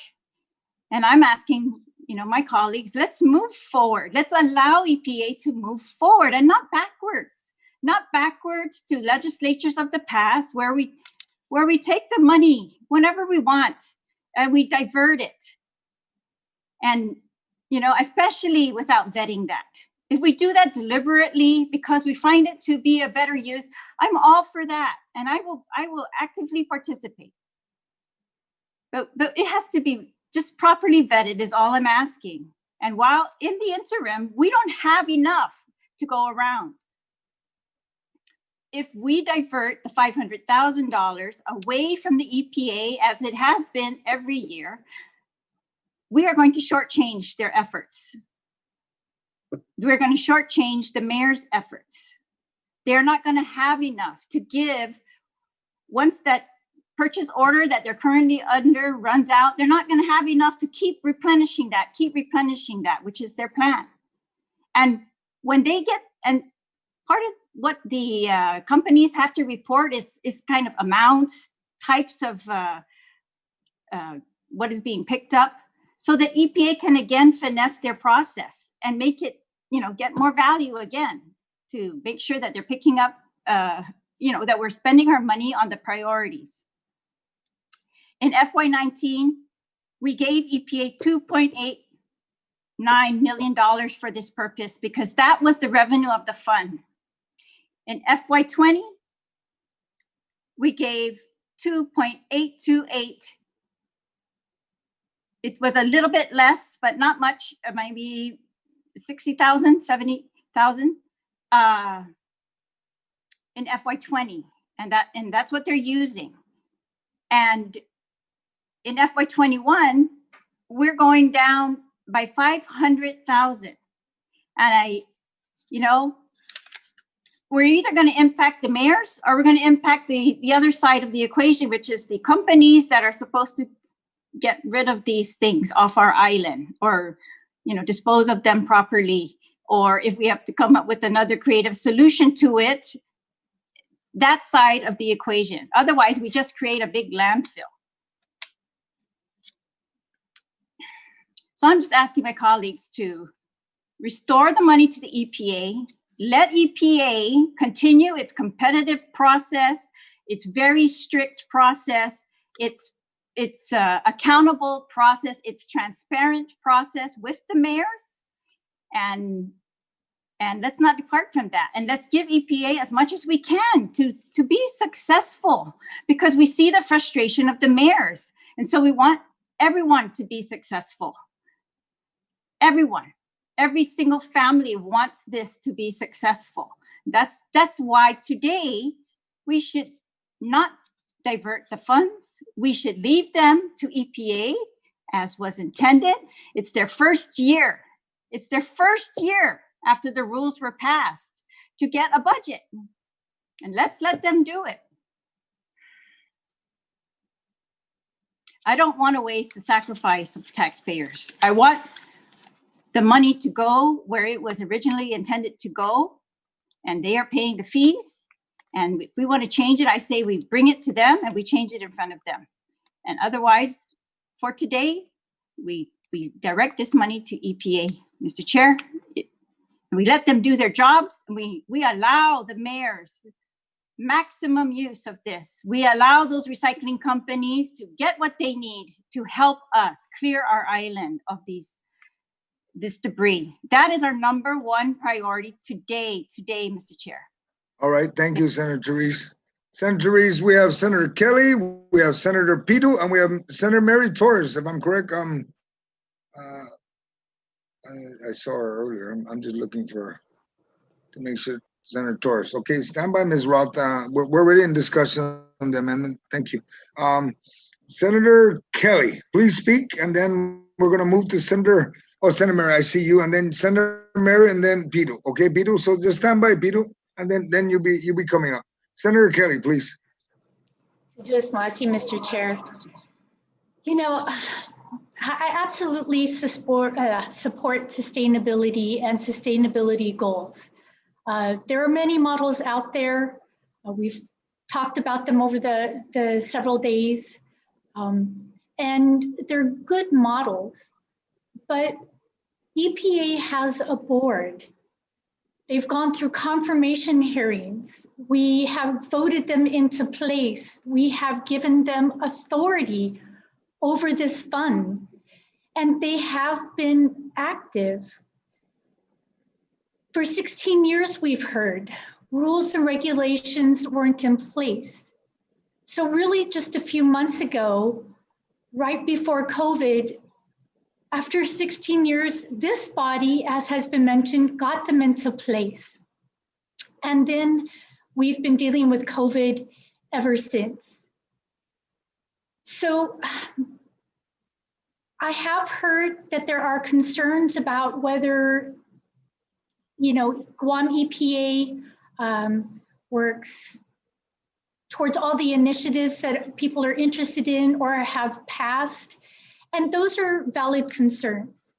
But as I mentioned before, I think we should be finding ways to encourage a working relationship between G3 and Guam EPA. They've invited G3. They've mentioned that their members are, they have people that are part of GIPA that are part of G3. So all the elements for that formula, for it being a good working relationship, are there.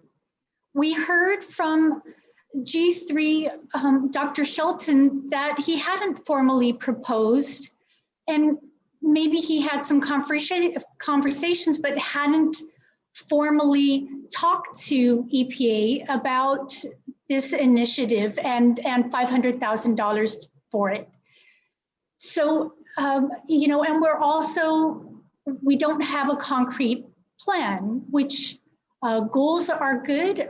As I said, I support sustainable goals, but it's been pointed out that the rules and the regulations, the board, the policy, there are very specific criteria to make sure that everything is prioritized properly and accounted for properly. And I have every faith that G3 can come up with a plan that meets all the criteria, that they come up with a plan and a proposal that does good for Guam and like I said, meets all of that criteria. So, I had that amendment. I was hoping it was going to show up in this amendment so that we could just take care of it all together. That creates a situation, a reporting back, that let's give those rules and regulations a little bit of time. They've given an invitation. They've said that they want to work, that they support G3, they're part of G3. So, I suggest having a little bit of time, and then we have them come and report back in and hear. If GEPA has not been reasonable in 3 months, then let's hear about it. If G3 hasn't developed their proposal in those 3 months' time, then let's hear about it. I I see productivity on both sides, and I do see that there are issues perhaps or potential for issues, but I do think rather than rushing into this, we give them time to sit down together and to work on it together. And so I'd like to ask the oversight chair if she will be proffering that amendment where we're asking them to work together and having them report back, if she could speak on that. Yes, I would. No, Senator Sabina. Okay. Senator Kelly, we're talking about the amendment. Let's just focus on the amendment. Let's not add any question. Let's move along. We still got other to speak. Okay, please. Thank you.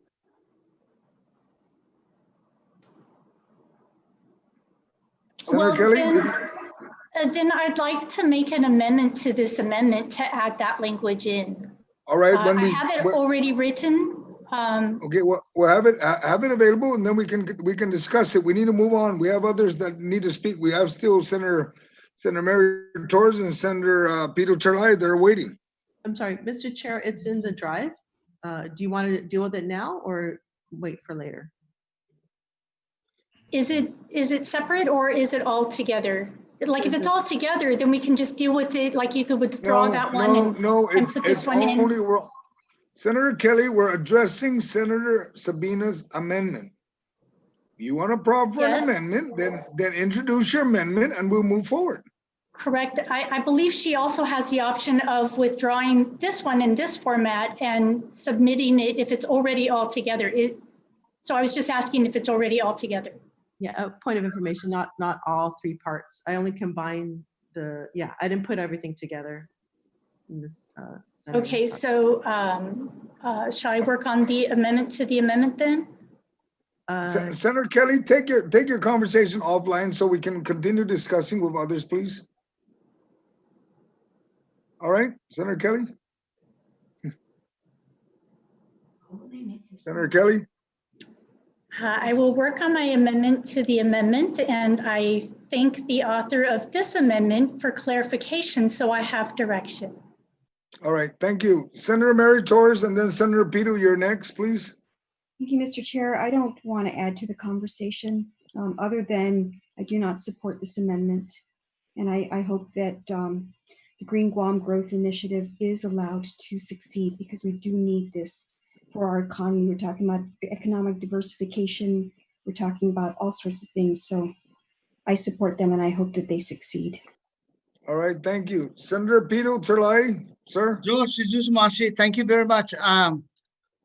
Joe, you know what? Dinancia si Senator Castro, dinancia si Senator Therese on what they were saying. And let me just say that I've been a mayor for 12 years. And I've also been the general manager for at least 3 different recycling companies. And let me just say this, that and Senator Castro was right. He doesn't care where the money, who's going to get the money. All that he cares is that we need to get the job done.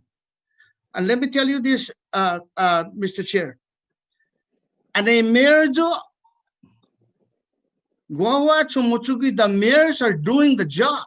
They need the money because they don't even have to call EPA. They don't even have to get in contact with the recycling company. What they need to do is remove the junks from the village, and they don't need to call EPA because they're right there at the village. So the mayors should be the first individuals, the first people that would get the bulk of the money. You know, I support G3, the initiative, but we don't know the outcome of if they're going to be really successful. But what I'm saying, Mr. Chair, ni tanay salapi guatu mayor sa siya the bulk of the work is with the mayor. The recycling money should go to the company. And let me just say that, you know, the recycling, because like I said, I was manager for 3 recycling companies, and we're talking about 500,000. That's not even 1% of reaching their to recycle their stuff.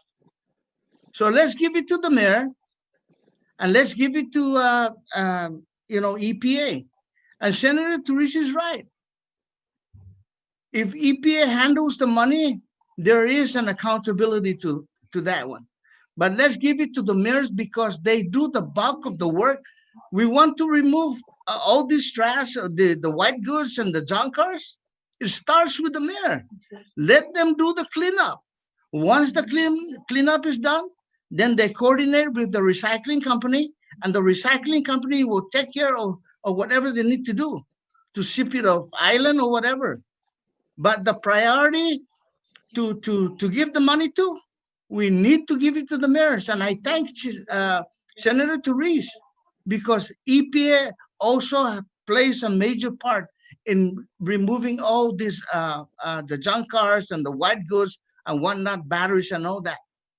But the first priority to get the money would be the mayor, because we need to remove those junks first within the villages, and they'll coordinate with the recycling company.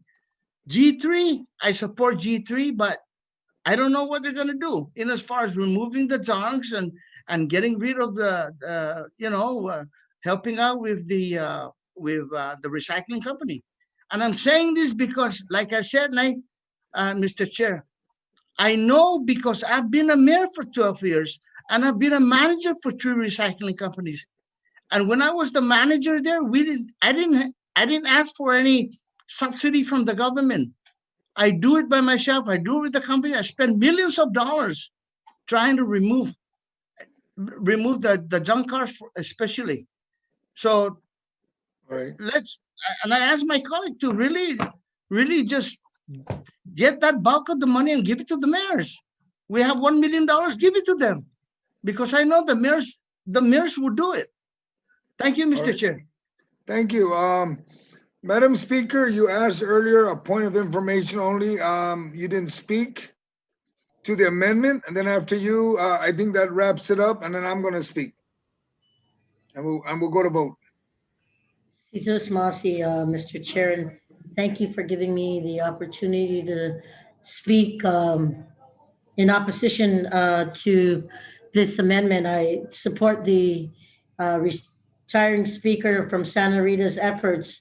I want to share with you, as the author of the Beverage Container Act, who literally in every term since that bill was passed into law, have tried my darndest till this very day to work closely with EPA. I have no problems working with EPA, but if I can include and work with somebody who can take money and say, if you give me this, I will leverage this and get you more, get more programs started, get more job opportunities to our residents in play, and give you back more on the return of the investment, I'm going to give them that opportunity. And when I see that there is money in the account, I'm going to have to say, let them try. We have been here far too long. And just knowing that there's a pot of money and that everybody who wants to help assist and make sure that the mayors have the funding they need to do their job on a 24/7 a day for their residents, they have just said today through their executive director that they want to work together, and if G3 can get it and if the mayors can get it, then let's work together and do it. Let's give them that opportunity.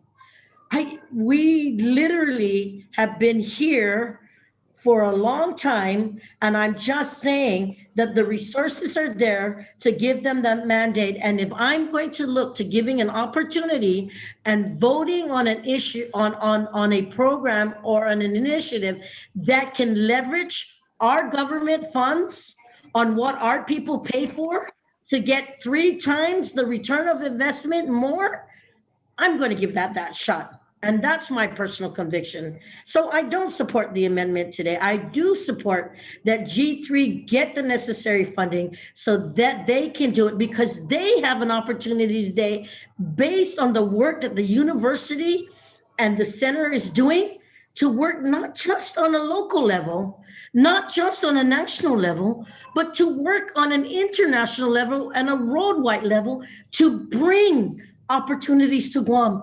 Give them that chance. So I won't belabor this anymore. I support G3 and oppose this amendment. Thank you. All right, Mr. thank you, Madam Speaker. Yes, Ms. Ruth, we're discussion on the amendment, ma'am. So Mr. Chair, the other chair allowed for Austin to speak, so earlier. Okay, Yeah. all right, okay. Ms. Ann Ruth? Yes, thank you. And thank you, Mr. Chairman. I just wanted to clarify something, Senator Talahi. The amount that we appropriated for the coming fiscal year for the mayors was 900,000, not 500,000. It's 900,000 for the mayors and 500,000 for the stimulus program. And the way we came up with that amount was because that is. You came in broken up, ma'am. All they've been able to spend the past 3 years. Can you repeat that one more time, Ms. Ann? Because you came in broken up on my side, at least. You did. Okay. All I'm saying is I want to clarify that for next fiscal year, we appropriated, we're 900,000 for the mayors, 500,000 for the stimulus. It's not 500,000 for the mayors. It's 900 that is available to them at the beginning of the year. Of course, they can finish up this 466,000. That's a rollover. That's not a problem. The way we came up with the 900,000 is because that is all that they've spent the past 3 years. They have not been able to spend. Back in 2018, they were given 2.2 million. They spent about less than that, $900,000. And the same went for 2019. They spent 882,000. So it wasn't that we're trying to cap them. That is all that they've been able to spend, and with all the forms and processing. So that's it. Thank you. All right. Thank you, Ms. Ann Roth. Roth, right? Am I correct? I just don't want to murder the last name. Roth. Okay, thank you. Thank you, folks, my colleagues. Senator Castro, I know you sent me a text. I don't know if you completed your questions. Senator Castro, I hope you did. Okay. Because, tell him that's it.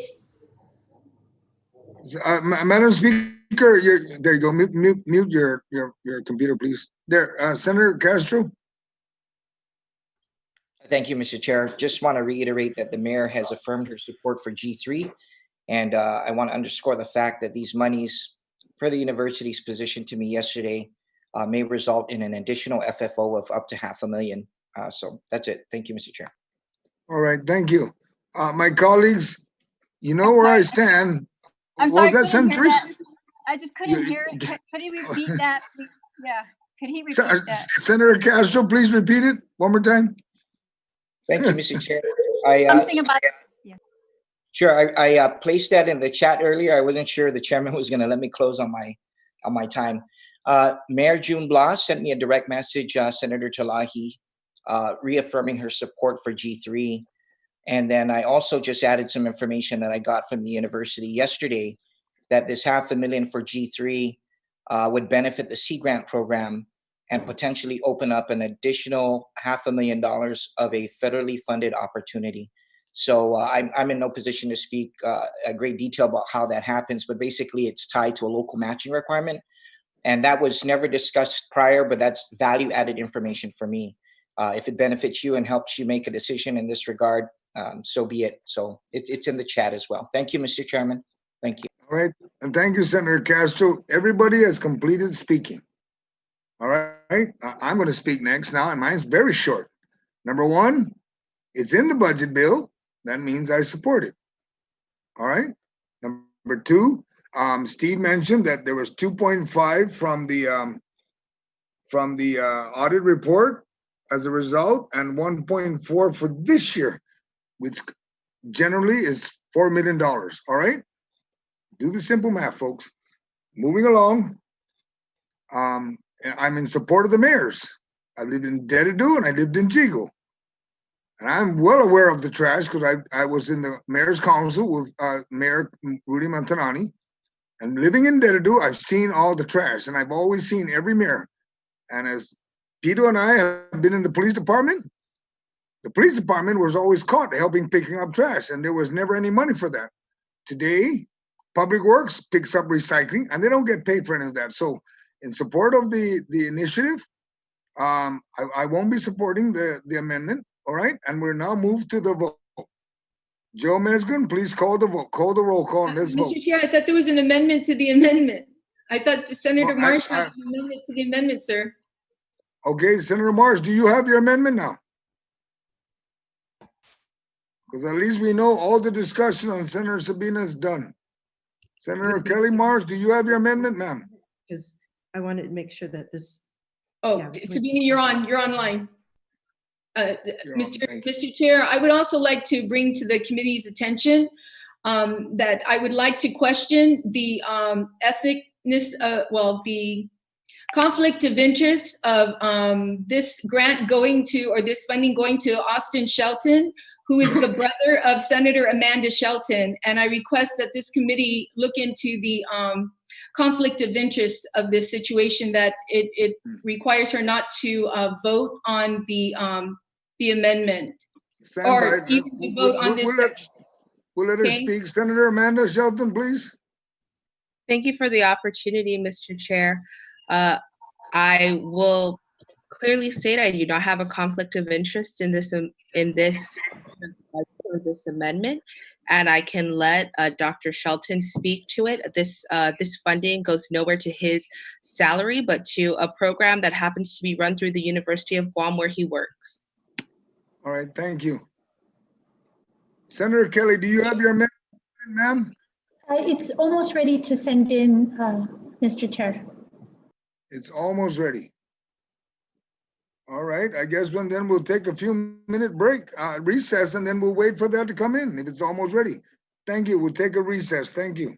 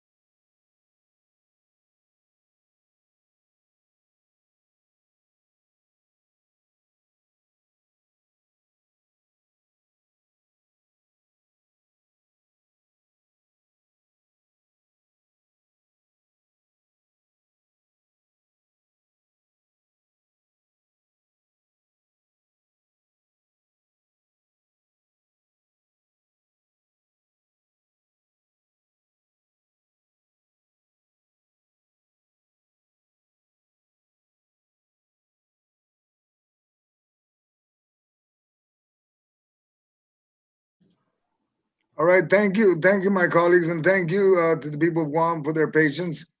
Senator Kelly, your amendment, we've already discussed Senator Sabina's amendment, so your amendment, please. I'm Yes, looking for it so also. my amendment continues on line 12, page 23. And so it adds in the language, the Guam Green Growth G3 initiative shall collaborate with the board of directors. Sorry, I was checking my volume. Of the Guam Environmental Protection Agency to explore areas of common interests and goals and jointly identify opportunities, if any, for partnerships and funding. Partnerships and funding opportunities need not be limited to local government and may also include local, federal, and international opportunities, both public and private. By January 31st, 2021, the G3 initiative shall report to e-Legislatura on the progress on such collaborative discussions to include budgets for proposed projects, status updates on the need for matching, appropriations to secure federal funds, and any additional information G3 or GEPA wish to provide. Should G3 and GEPA jointly recommend appropriating funds from the Recycling Revolving Fund for projects outside the scope enabled by current law, they shall also include in it said report a recommendation for how current Guam Code annotated and Guam annotated rules and regulations could be amended to facilitate their intent. So with this amendment, let me find my points here. You know, I'm trying to look for a way to listen to both sides and make sure that both sides that we're encouraging them to work together, one has given an invitation, the other says that they'd be willing to work with GEPA. So it just seems like it's ripe for them to work together. The Sea Grant has a board. That board has priorities and plans. I'm sure that they would want those plans and priorities to be respected. This amendment seems like a way to address both giving the new rules and regulations a chance. You know, just 3 months is what we're talking about after this is enacted. Or else, why have GEPA's board? Why have rules and regulations? Why have priorities? Why bother talking to GEPA? Why bother going through the hassle of writing a proposal? Instead, it just encourages to lobby for the money and bypass the processes. This amendment also addresses that if there are systemic issues, that both of them are reporting back. They can give recommendations to broadening the scope. So to me, this amendment looks like it resolves a lot of issues. It resolves G3 being heard. It resolves if there's any holdup on GEPA's part, then they'll be answering to it. It allows their rules and regulations to have a chance.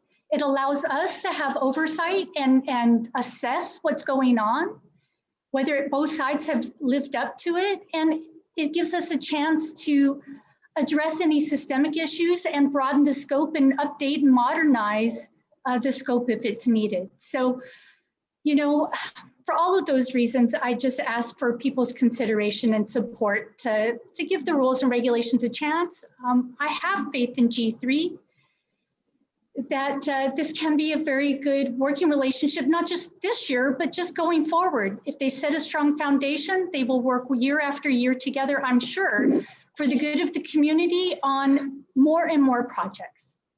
All right, thank you, Senator. Thank you, Senator Kelly. We'll move along. I want to see if anybody wants to discuss this. I see Senator Sabina's hand up. And let's move along as fast as possible, please. Thank you. Thank you, Mr. Chair, and I rise in support of this amendment to the amendment.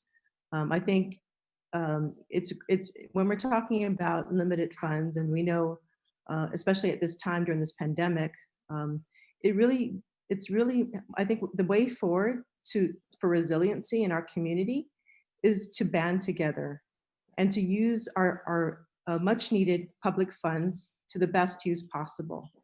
And the way to go forward is by collaboration.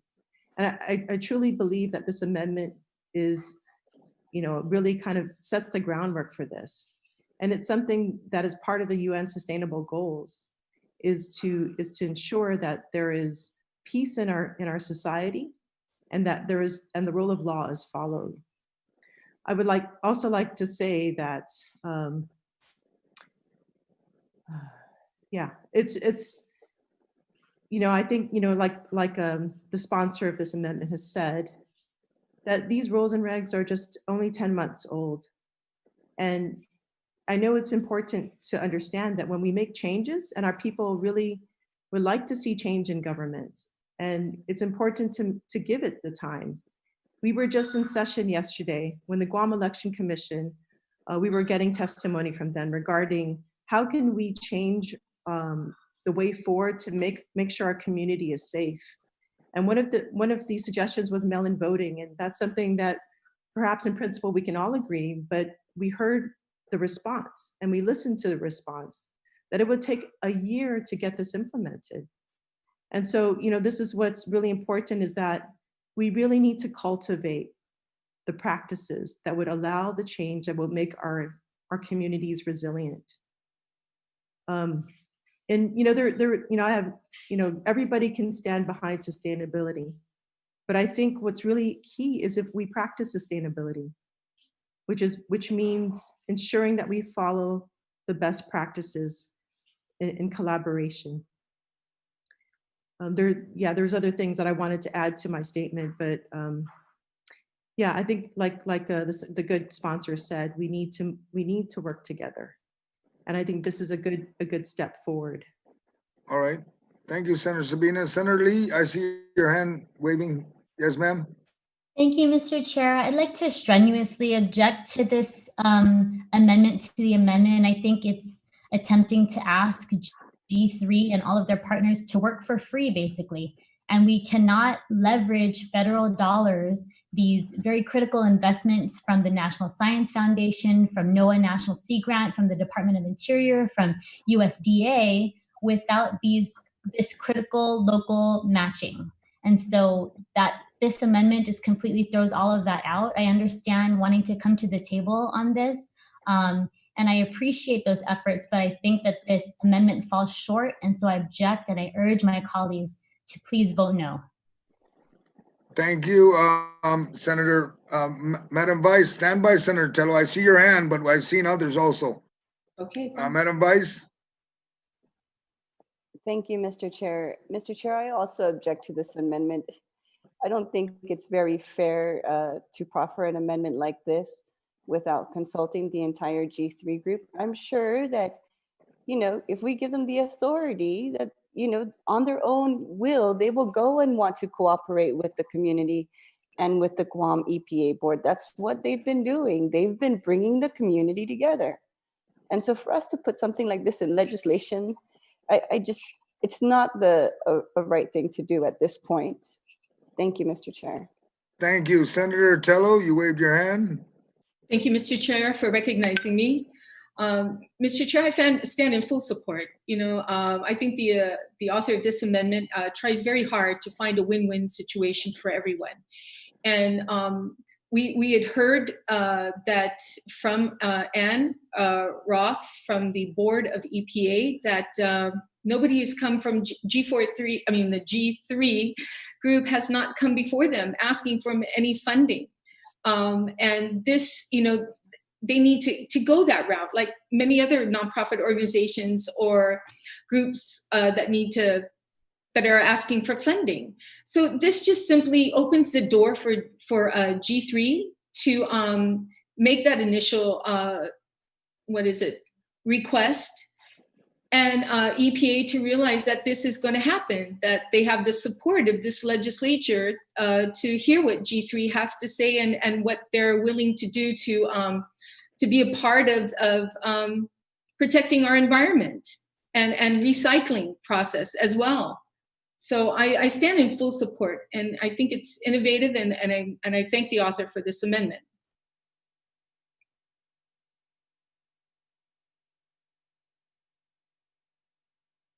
All right, I'm looking for any other hands waving. Senator Therese? Mr. Chair, could I just get 1 second? It was loaded in Senator Sabina, but I was looking at Senator Kelly's file. So give me 1 second, please. I'm just seeing it. Please, any other senator other than we're waiting for Senator Therese to read it? I'm looking for hands waving. Senator Therese, you got it now?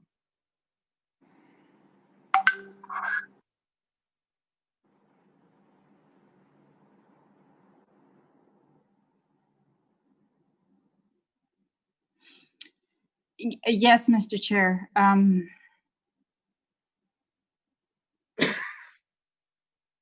You know, I'm rushing here to read it, but as I'm reading it, I guess I'm a little perplexed by some of the earlier statements, because I don't see anything in here that's adversarial or requiring anybody to work for free.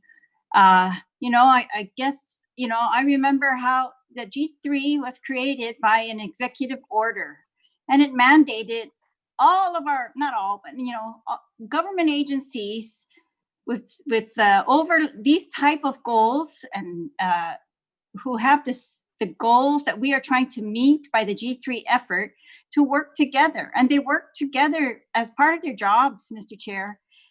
And EPA is one of them. EPA works with G3. So does, you know, BSP, I'm sure, many of our agencies. That's how we're going to succeed, Mr. Chair. So asking, and now, when the governor created G3 by executive order, she did not create it by law. She did not fund it. She gave it funds from her own accounts. I'm not sure where, but she did not even ask us in the budget request to fund it.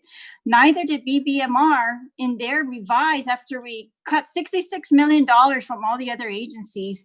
Neither did BBMR come in here and ask us to fund G3. They're asking us to fund EPA, because they realize that it is needed there at EPA if EPA is going to meet its mandate. Next on the priorities of the EPA mandates are the bottle bill, and the green waste, and the solid waste, and the zero waste. And their only other choice, if we're going to raid their funds, is going to be to increase the fees that we are charging people when they register their vehicles, because they have that authority in the law. But I am sure that is the last thing that they want to do. And I hope that they do not have to resort to that. And so if UOG, with its expertise, can assist EPA and they can work together, that is what I expect of UOG. And if we can help them, if they can collaborate and somehow come up with a way to help UOG access funds, then they can do that. But I think it should be vetted out, just like the EPA rules were vetted out for a long time, Mr. Chair, and just like all the laws and the amendments to this recycling revolving fund were vetted out. Those are what a community has accepted, and those are what we are here to fund.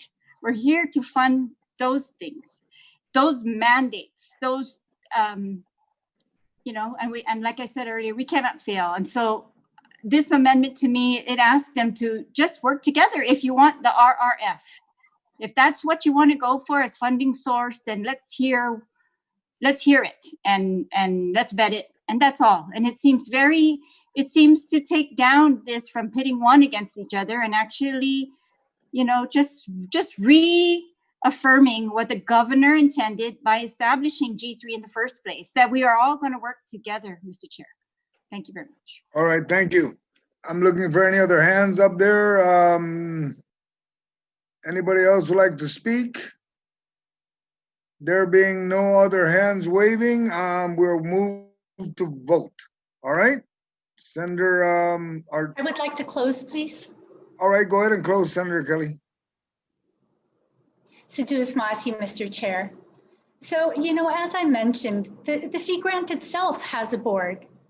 That board has priorities, they have plans, they have processes, and I'm sure that they want them to be respected. And so that they would understand what we're talking about.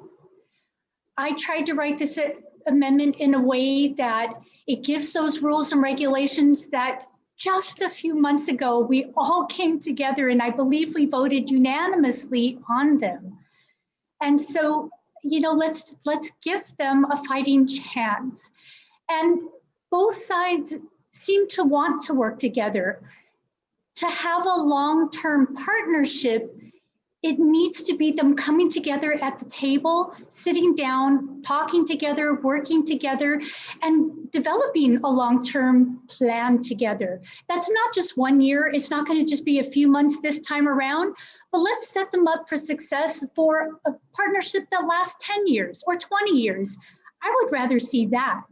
And in order to have a partnership like that, a long-term partnership, it has to be based on sitting down and talking to each other.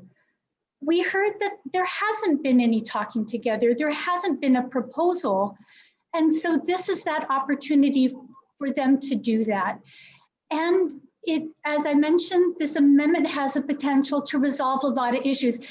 If there are systemic issues that are blocking things up in GEPA, this is our chance to hear about them when they report back. If there are other issues with the rules and regulations or the scope of the program is too outdated, we get to hear all of that and we get to improve. We have that chance and it's in our hands. We still have the ball in our hands at that time. We're just armed with information instead of sort of shooting from the hip. So, I want a long-term partnership for G3 and GEPA. It has to be based on communication, trust, and just working together. So I ask people to reconsider. For those that have objected, let's set them up for a long-term partnership for success for 10 or 20 years. Let's try. Sijuas Mahasi, Mr. Chair. All right, thank you. Joe Mesgon, please take the roll call and let's move to vote on this amendment so we can move to the other amendment. And then we would vote immediately right after this one. Thank you, Mr. Chair. On the amendment to the amendment by Senator Perez and Senator Marsh-Titano for line 12, page 23. Chairman San Agustin? No. Chairman San Agustin, nay. Vice Chair Rigel?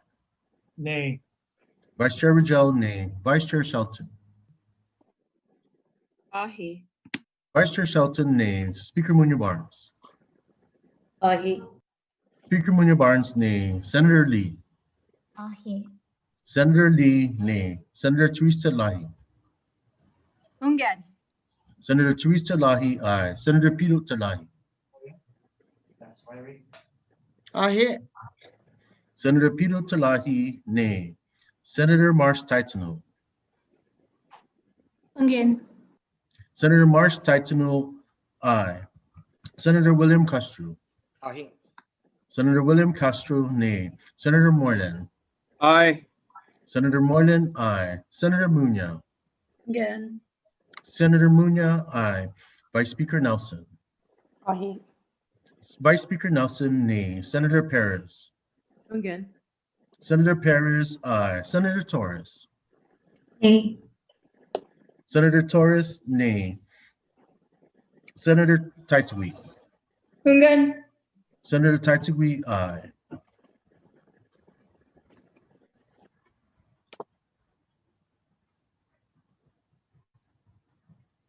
Mr. Chair, the amendment to the amendment received 6 ayes and 9 nays. Thank you, my colleagues. Motion fails. We now move to vote on the amendment of Senator Sabina, and she will close. All Senator right, thank Sabina. you. Oops, sorry. Give me a moment. I was doing something. Okay. All right. Thank you, Mr. Chair. So our taxpayers sacrificed to pay this fee that goes into the recycling revolving fund. And we promised them that it would be used for very specific reasons.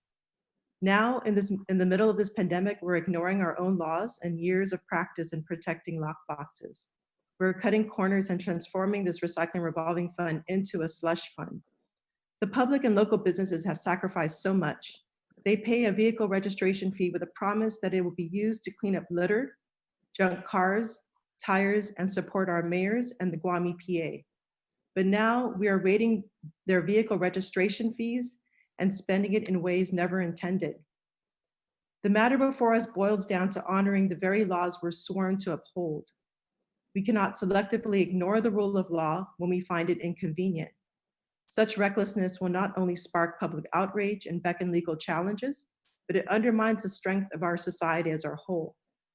Our people are looking to us to uphold our laws, especially at a time when public trust is at an all-time low.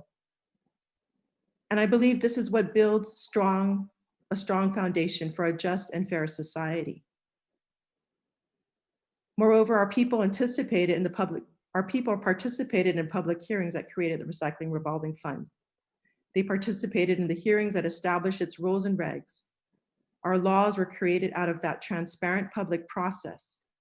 In a time of growing public anxiety, it's more important now than ever that we uphold the basic tenets of transparency and public accountability. For the people of Guam who are hurting, we owe you. We owe it to them not to misuse taxpayers' funds. We should be working toward recycling our glass into green roads, launching large-scale composting, and developing food banks. But everything the Recycling Revolving Fund does, all of it will be endangered if we set a precedent today by raiding the Recycling Revolving Fund.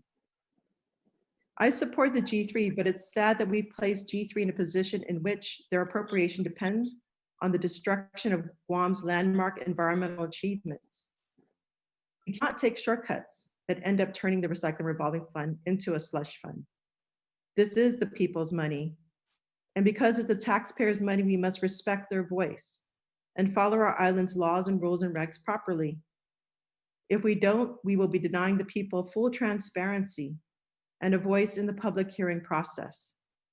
We will be disrespecting our laws, our institutions, the funds that were entrusted to us by the taxpayers. We cannot cut corners in the long fight toward environmental justice and sustainability. With every action we take, we must protect our existing environmental laws. This is directly aligned with the UN Sustainable Goal 16, which advocates towards peace, stability, human rights, and effective governance based on the rule of law.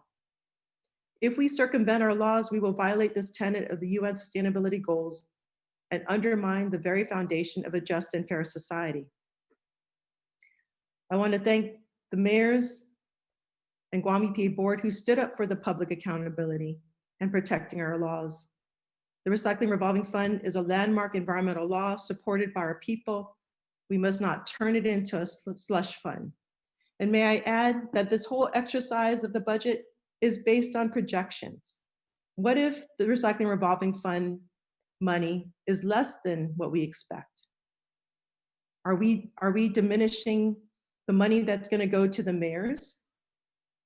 I mean, I think this is really important. We are threatening, we are jeopardizing the fund that supports the programs in place. And I want to caution my colleagues that by not supporting this, my amendment, you are endangering these important programs. And I ask my colleagues for their support to uphold the law, give the mayors what they need, support transparency, and protect these taxpayer funds.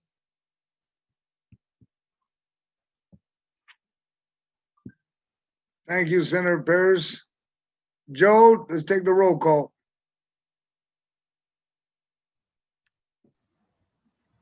Thank you, Mr. Chair. On the amendment proffered by Senator Perez for line 12, page 23, Chairman St. Augustine. No. Chairman St. Augustine, nay. Vice Chair Rajel. Nay. Vice Chair Rajel, nay. Vice Chair Shelton. Ahi. Vice Chair Shelton, nay. Speaker Munya Barnes. Aye. Speaker Munya Barnes, nay. Senator Lee. Ahi. Senator Lee, nay. Senator Therese Talahi. Ungan. Senator Therese Talahi, aye. Senator Pito Talahi. Aye. Senator Pito Talahi, nay. Senator Marsh Titano. Again. Senator Marsh Titano, aye. Senator Castro. Ahi. Senator Castro, nay. Senator Moylan. Aye. Senator Moylan, aye. Senator Munya. Again. Senator Munya, aye. Vice Speaker Nelson. He's in the waiting room. Hi, I'm here. Can you hear me? Yes, Vice Speaker. We are casting the vote on the Senator Perez amendment. Yes, Hungan? Sorry, my internet's coming in and out. Okay. So just to confirm, your vote is aye. That's correct. Thank you. Vice Speaker Nelson, Thank you. aye. Senator Perez. Again. Senator Perez, aye. Senator Torres. Aye. Senator Torres, nay. Senator Taitzui. Ungan. Senator Taitzui, aye.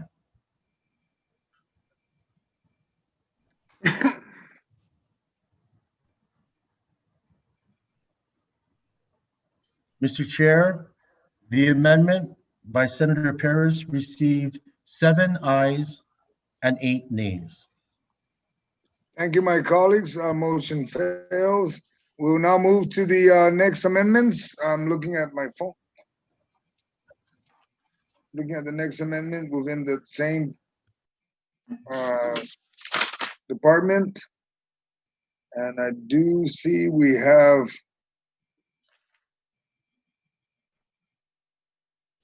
Joe, do we have any amendments? I'm trying to see what are the other amendments that exist for page 70 or 71? Yes, Mr. Chair, there is an amendment for page 71, line 12 by Senator Lee. All right, Senator Lee, if you could go ahead and read off your amendment, please.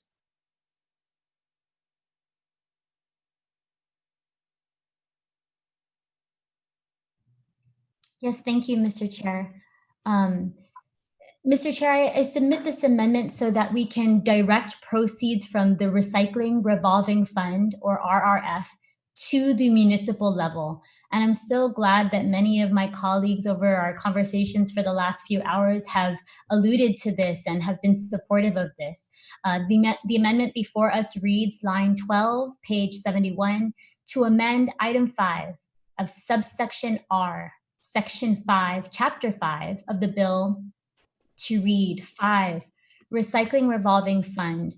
The sum of $2,365,523 is appropriated from the Recycling Revolving Fund to GEPA for the purposes set forth Article 3, Chapter 51, Title 10 GCA for fiscal year 2021. And then our language would include the sum of up to $1,300,000 is allocated from the appropriation in this sub-item to the Mayor's Council of Guam for the purpose of the disposal and removal of debris and other materials causing public nuisance. The MCOG shall prepare and submit an expenditure plan for said disposal and removal in accordance with the purposes set forth in the Article 3, Chapter 51, Title 10 GCA to the GEPA Board of Directors, who shall review the expenditure plan no later than 30 days upon receipt of the plan. The MCOG shall not expend funds allocated herein prior to the approval of the expenditure plan. This allocation is not subject to transfer or use for any other purpose for fiscal year 2021. And Mr. Chair, it concludes with allowing Legislative Legal Counsel to make technical corrections on this amendment. And Mr. Chair, I'll just add that the Recycling Revolving Fund has consistently seen $2.75 to $2.8 million in collections per fiscal year, averaging about $240,000 a month. And I know that there have been concerns about supposed raids on our special fund, particularly with this source of revenue. And Mr. Chair, I think it's important, and that's why we built in a provision that limits the spending of this allocation to the statutory mandates on the Recycling Revolving Fund, as well as a review and approval process by the Guam Environmental Protection Agency. So that means that the Mayor's Council will have clear restraints on the requested plans for this money, but it also builds in advice and consent from the GIPA board. And as we've been told by the President and Vice President of the Mayor's Council of Guam, a direct appropriation from the RRF will help ease procurement delays for recycling and waste disposal services. It's also important to note that MCOG has used these funds approved by the GIPA board only for recycling companies permitted by EPA and haulers who bring recyclables to facilities. According to the MCOG, it costs $300 per removal of a vehicle from our roads or from property, and no funds have been used for personnel salaries. This amendment removes an unnecessary layer of bureaucracy while still maintaining statutory guidance, constraint, and oversight. And Mr. Chair, I'll just close with this. We all know that when we see illegal dumping, the first calls most often are to our mayors and vice mayors. Our village leaders are the first responders for many solid waste issues, well, many issues, period. And so I'm pleading with my colleagues to consider this new allocation favorably so we can direct these financial resources to our front lines. Sijuos Masi. Thank you, Senator Lee. I'm looking for hands, any hands waving? Senator Sabina, please. We can just invite Ann Roth to speak to the amendment. No, Senator, it's for you, for senators to speak. You can ask your question, but you will speak. All right? Okay. But no, I'm just wondering, because this amendment, can we get her input as we have done in the previous to ask? You can ask for her input, but it's you who speak. This is for senators to speak. Okay. All right. All right. Senator So, Sabina, thank Ms. you. Roth, Ms. Roth, this does not count towards my speaking. I just would like to get input from a panel member. Ms. Roth, if you can maybe comment on this particular amendment as a board member. Yes, I've seen the amendment and I have no problems with, really personally, I have no problems with giving to the mayors. They do an outstanding job. What I have problems with is that the amendment says that it's for the disposal and removal of debris and other materials causing a public nuisance. Dead dogs are a public nuisance. The neighbor has a chicken coop. I really think that wording needs to be changed to comply with what the RRF says specifically. Junk vehicles, waste, tires, batteries, waste, and white goods. Just leaving public nuisance out is open to a wide interpretation. And I believe the mayors would appreciate not having public nuisance in that. And debris. Debris is down trees. My neighbor's tree is hanging over our yard. So it really needs to be clarified. And then also, I think that while the mayors have absolute use of the money, I would think that they should follow, and they have been, follow the rules and regulations. In other words, get certified recyclers, have the proper permits in place. That is all. Thank you. I have another follow-up question for Ms. Roth. So earlier, I think maybe in previous days, you'd mentioned that 900,000 was already allotted to the mayors, or that was the plan. So do you see this? Are you thinking this amendment might be on top of it? Or are you going to, what is your on this? Like I said, in the past, we've tracked their spending, and they have spent no more than 900,000 in the past 3 years. So that is how we applied, and March, we had a resolution giving the mayors 900,000 for the next fiscal year. I see if this 1.3 is given to the mayors, then obviously I think we would rescind the 900,000 and just leave it with the 1.3, because that is what I believe they can spend in the time frame with the recyclers. Yes. Senator Paris? Sorry, I see a hand. Angel Sablon is raising his hand. You need to unmute yourself, Primo Angel. Angel, please. Yes.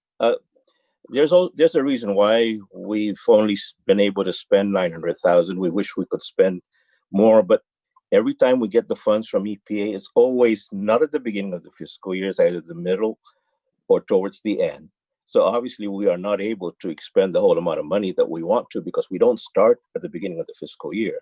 Because every year we have to come up with an operations plan, we have to come up with a memorandum of agreement.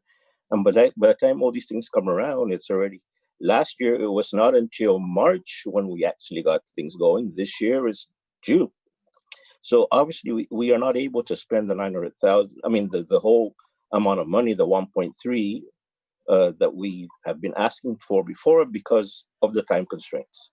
But even if we wanted to spend 900,000 this year, as already approved by the board, we would like the additional 400,000 to purchase like 3 backhoes for northern, central, and southern, and trailers, because a large portion of the money that we spend from the RRF is to permitted haulers.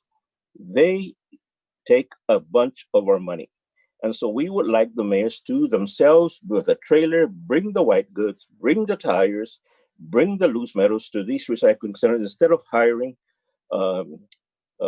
rental companies to do this for us. So that's why the additional funds. But it's not that we can't spend it. It's every time we are able to spend it, it's already half the fiscal year is gone. And we look forward this year. I mean, they've already approved 900,000, as Ann said, and I've talked to Walter that we're ready to go with the operations plan and the MOA in September and get it going, so that by October 1st, we can move on. Right, thanks, Angel. So just a clarification, you're okay with the additional, so basically, if they rescind the 900, you're okay with the 1.4?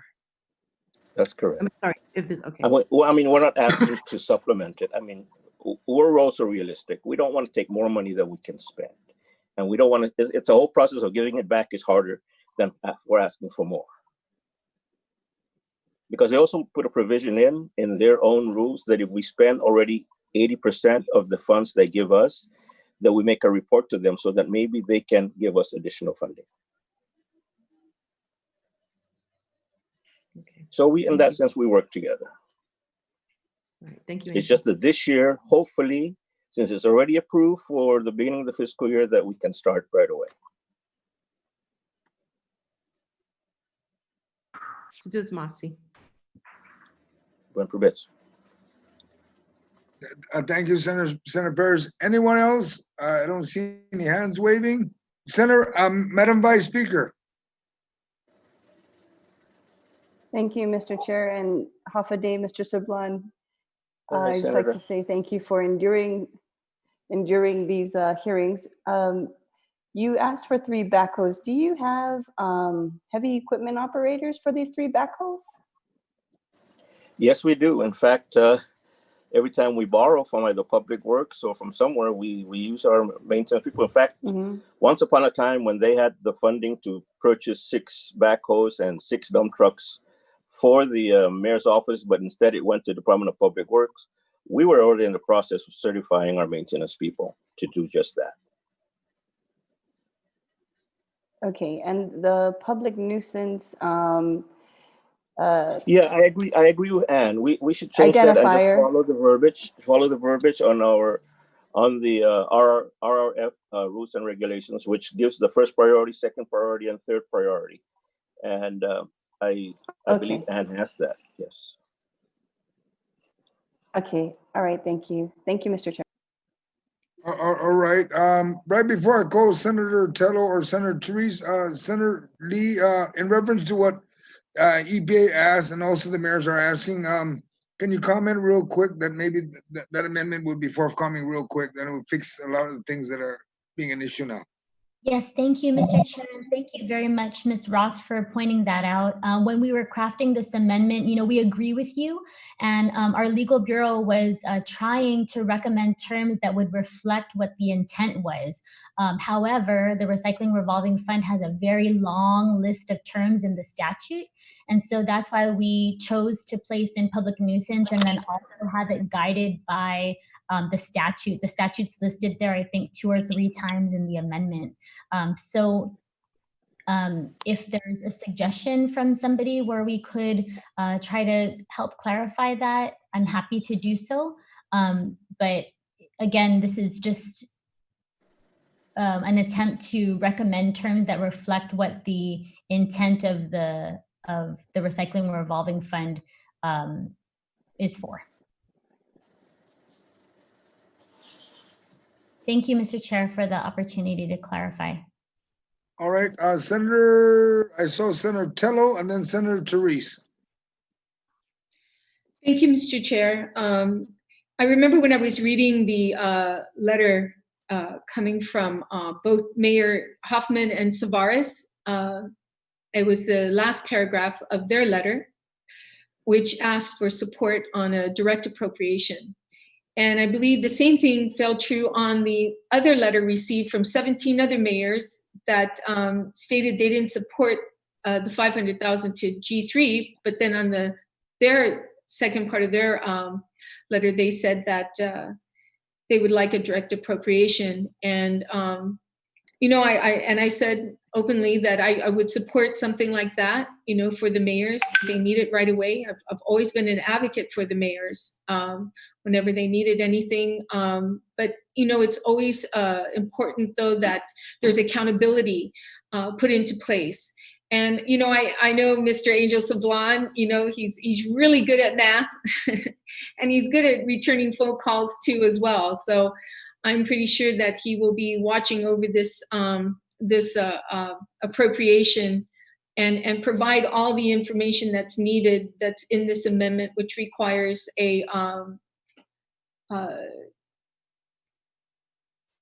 which prepares an expenditure plan, verbatim, is expenditure plan for said disposal and removal in accordance with purposes set forth. So I stand in support of this amendment, and I hope this will also be able to talk with the the EPA, as well as DPW, in obtaining some kind of funding for backhoes. I know that it's one of the hardest things for the South whenever they go into their flooding down there, and they need those backhoes like right away, right then and there. So I hope you look for that, Angel, and you keep that project of trying to get these backhoes up for those areas that are being flooded. Thank you so much.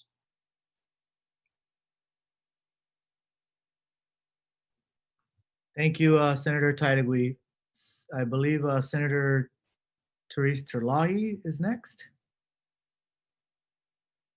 Senator Terlahi, did you have a? Yes, thank you. I'm trying to understand this amendment. It seems to me it's going back to the old way of giving the money not to go through the Guam EPA, despite their having passed the rules and regulations. I mean, it says, well, what it does is it mandates the allocation, which I don't disagree with. I think EPA is able to come to that themselves. The way they describe it to me is once the mayors finish a PO, they are able to do another one. And that's the discretion that we have given them finally in this rules and regs, and that they don't have to wait for a new fiscal year for us to allocate this money, because it's the EPA's money and they're able to allocate it even, if there are major changes that need to happen. And I can't imagine that, we just want to change who's doing the procuring. So I don't know. I support allocating more money to the mayors. Nobody objects to that. And I think even EPA does not object to that. They always are in favor of this. The only thing that I think the rules are trying to do is to ensure that, well, they want the procurement to be done centrally, I guess, and they found it to be favorable to the government to have it done that way, the accountability that's in place. And I'm trying to just determine whether the way this is written, it says, in accordance with purposes set forth in Article 3, and that, you know, the board has to review it, but it doesn't necessarily say that they have to follow the rules and regulations, which we all voted for. I think there were 15 of us who voted for that. And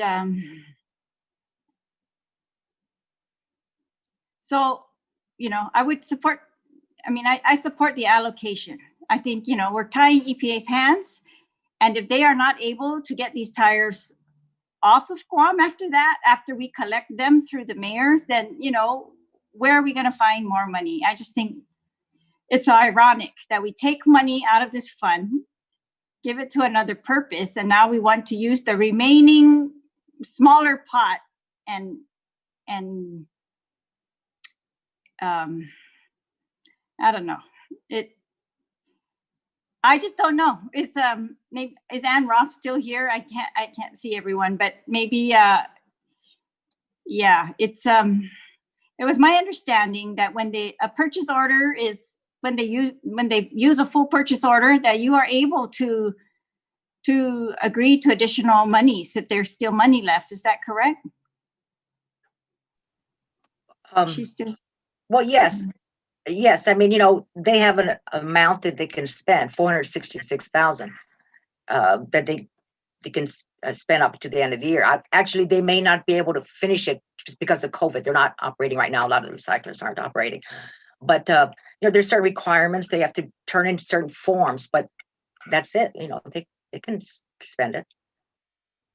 No, but what if it, like the 900,000 for next year, if it ran out, are you able to give them more? That's not right now, no. And only because only because we have in place, if you look at the rules and regulations, it states that by the end of March, the administrator, well, before the end of March, the administrator presents to the board what how he wants to spend the money, and the board decides whether to go along with it. And so we decided in March of this year, middle March, and that's for the upcoming fiscal year. So it's a long lead time. I suppose we can change that long lead time. You know, in other words, we decide by March, but it's not spent until October 1. So we can change that. But technically right now, if you follow the law, it says by March 31. So it's right. If they spend the $900,000 and they come to us in July, you know, we would have to say we have to wait because we'll appropriate that for the next coming year, for the following fiscal year. So you can't add to the purchase order? That's how it was explained to me. You can add, you can't meet as a board and recommend a higher, another MOU after the 900 is exhausted? Or before that you can, pardon? When you see that I believe we'd have to come back to the legislature for that. Because as a board, unless we change that requirement about the March 31st, we'd have to come back to the legislature, ask them if we can spend more out of the RRF for it. Yes. So, you know, if the legislature approves it, then yes. Because you're saying we're giving you a certain pot and you're using it all? Because by law, we have to determine by March 31st how much will be allocated and to where for the following fiscal year. And so that's it. That part of the law would need to be changed. In other words, giving us a longer lead time. Instead of changing the March 31st, we can go put it out to, you know, August 10th. Okay, but that's all. Okay. So it's just by following the law, we have to follow the law. Senator Lee has a point of information. Oh, I had a question for Ann Roth. Yes, please. Go ahead and complete your question. Senator Talai, go ahead and complete your question. And then Senator Lee has a point of information to add to the conversation. Okay, I thought I have the floor right now, Mr. Chair. If, Yes, that's why I said proceed with the question. yes, okay, I can't, I'm waiting for Ms. Roth. Okay, so have the mayors requested that the recycling revolving fund be used for backhoes? I can't answer that. It seems to me that there was a time a while ago that they used some money for equipment, and perhaps that was maybe a couple of years ago, but I just don't remember at this point, so I can't answer that.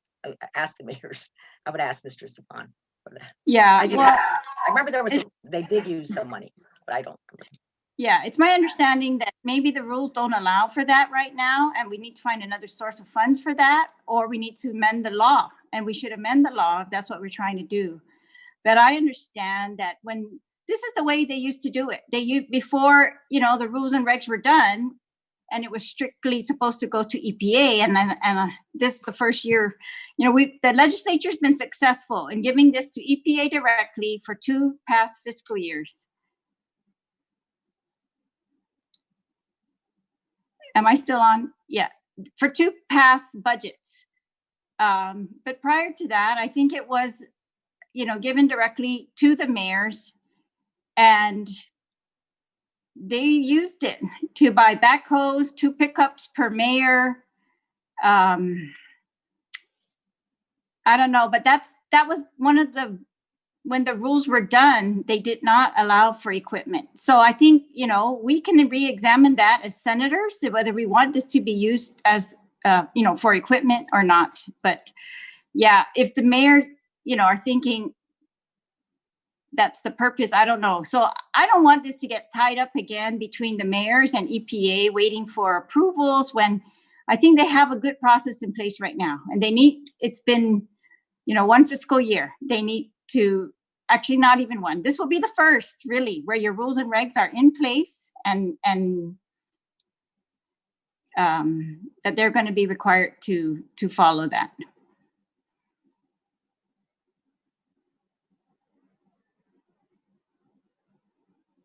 So are you done, Senator Therese? Yeah, and again, I don't have any issue with EPA allocating more to the mayors. I think they're going to naturally do that when they see that the 900 is spent. The issue is, we've taken money out of this fund, and now we want to give more to the mayors, and I'm not sure, what we end up with for the other purposes of this fund. But if the mayors can use it, then that's fine. But I thought, we were trying to allow EPA to make those decisions, Mr. Chair. All right, thank you. Point of information from Senator Lee. That's what I caught as I was coming back on. Senator Lee, you had a point of information? Or am I wrong? Or Senator Lee? Thank you, Mr. Chair. There was a question by the retiring speaker about following the rules and regs. And I think that the amendment specifically says that GIPA has to approve the spending plan. And so that's the accountability for following their rules and regs. So I just want to emphasize that. And I'm available if anybody has questions on the amendment. All right. Yeah, well, okay. Point of information, Mr. Chair, point of information. That's why I raised the point, is because the amendment itself, if you read it, says in accordance with the purposes of Article 3, but not in accordance with the rules and regs. And because we are, the legislature's now the one allocating the funds, it takes it totally out of the rules and regs. And that's my concern. We're taking out all those cautions that EPA has put in, and I think EPA can easily do this allocation, when they meet the 900,000. Thank you.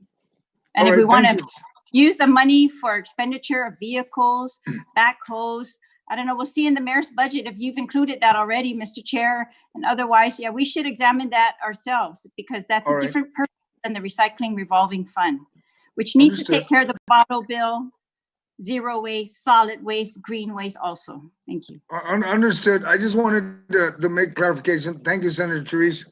The amendments was very specific. EPA they have to be in compliance with the EPA's expenditure plan. Prior to the approval, shall not expend So I wanted to make sure that Ms. Ann Roth, she'll be seeing their plan, and Angel knows that, and then they will check off. If they don't meet the plan, then mayors, you won't be able to use the money. Okay, that's how it's written. That's how I'm reading it. Unless anyone wants to read differently. Moving along, I'm looking for the other hand. Angel, you wanted to speak, please? You have your hands waved or so? I just wanted to mention to Senator Therese, because she was talking about purchase orders. Actually, it's not EPA that issues out the purchase orders. It's us, the Mayor's Council. All we get from the EPA is the money, and we upload it from EPA's account to our account, and then we issue out the purchase orders for the different categories. Abandoned vehicles, tires, white goods, greenways, loose metal. So the 466 that they've already allocated to us in July of this year, we've already encumbered about $380,000 of that. I didn't use up the whole thing because simply, like I said before, it's easier for me to increase a PO than to deobligate it because they didn't spend it. And we just had a flash flood yesterday, and I'm going to have a flood, no pun intended, of requests from mayors that want their greenways removed as soon as the water subsides, and because we're going to have to take that away, because if we don't, it's going to clog up all the system again. So I'm sure that the rest of that 80,000 is going to be spent, and we probably won't have any left at the end of by September 30. If we do, it's going to probably be a couple $100. But that's why I've spoken with Walter to see whether we can get the MOA and the operations plan that we have to do every year, which includes the rules and regs, approve and go through the AG's office, go through BBMR, and the governor's office signs of it in the end. And so that's when we can start the program. But we're willing to give them an expenditure plan. We were willing to work with them and give them whatever they need, because the mayors do want to get the program going. So it's going to be on me to get this thing all put together and send it up to EPA for their approval. All right. Okay, thank you. Thank you, Mr. Sablan. And the program is going, right? And so you already secured for October. You can continue, right, with the program. If we lift the PCOR 1, then the companies can continue to pick up. Yes, and like Ann said, 900,000 has already been approved. I only said 500 because Walter mentioned 500,000 to me, but maybe he misspoke. But I know the board already approved 900,000. But yes, and I'm going to get those documents, the MOA and the operations plan, put together next week and try to send it to DEPA and see what they need to do with it and send it along for the other signatories, so that we can be able to spend it in October. But they've already approved it, right? No. Yes, but every start of the fiscal year, it's a new plan. Change the dates, change the end dates, change the start dates, and things like that, and tweak it to make it even more, efficient and for both agencies. Okay. All right, thank you, Senator Therese. I'm looking for anyone else to wave their hand that haven't spoken. One round. Okay, we got Senator Moylan, and then we get Senator Kelly. Thank you, Mr. Chairman. And so just one more time, as a reminder for me, so the board has agreed to the 900,000. And what we're basically doing here is increasing by 400 to make it 1.3. And this seems to be not an issue with the board. How it's paid and when it's paid, that's something else, but that's favorable to the board. Is that right? Is that what I'm understanding from you, Ann? Yes, but the wording of what it covers is not favorable. I mean, debris, like the mayor said, I'm worried about debris. Doesn't cover green trees, down trees. Doesn't cover public nuisance as wording. It's pretty specific. It covers junk vehicles, tires, batteries, waste oil, white goods. So, the 1.3 is not a thing of contention, no. But the rest of the wording is. And okay. if you take it away from EPA, then and leave it up to the mayors, they can come to us and, who knows? I mean, they might say, we need to spend a third of this on removing trees and clearing drainage ditches. and the rest of it on junk vehicles, then it may go ahead. But if you leave it with EPA, we're going to say, no, we've got to do the junk vehicles, you got to do the white goods, the batteries, the tires. I mean, that's just because that's how the law is written. Okay. Okay, I can see that. I'm understanding that to follow that procedure, and it sounds like that's where Angel is going with that. But at least we can, EPA can fund that increase as this amendment is being put forth.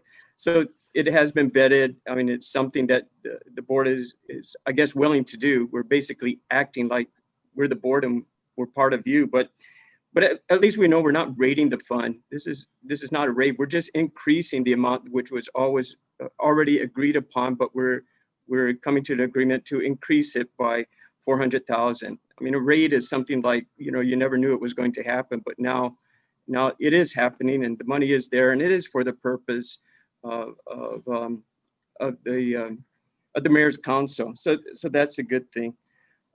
So hopefully we can make sure it follows the requirements as you said. And the way I'm feeling now with all these changes we're making on behalf of the board, maybe we should be appointed board members because we're making the decisions for you. But I'm glad you're explaining this to us. So thank you very much, Ann, and thank you, Mr. Chairman.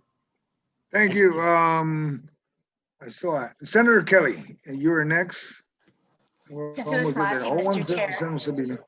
So I agree. It is good to hear of the support.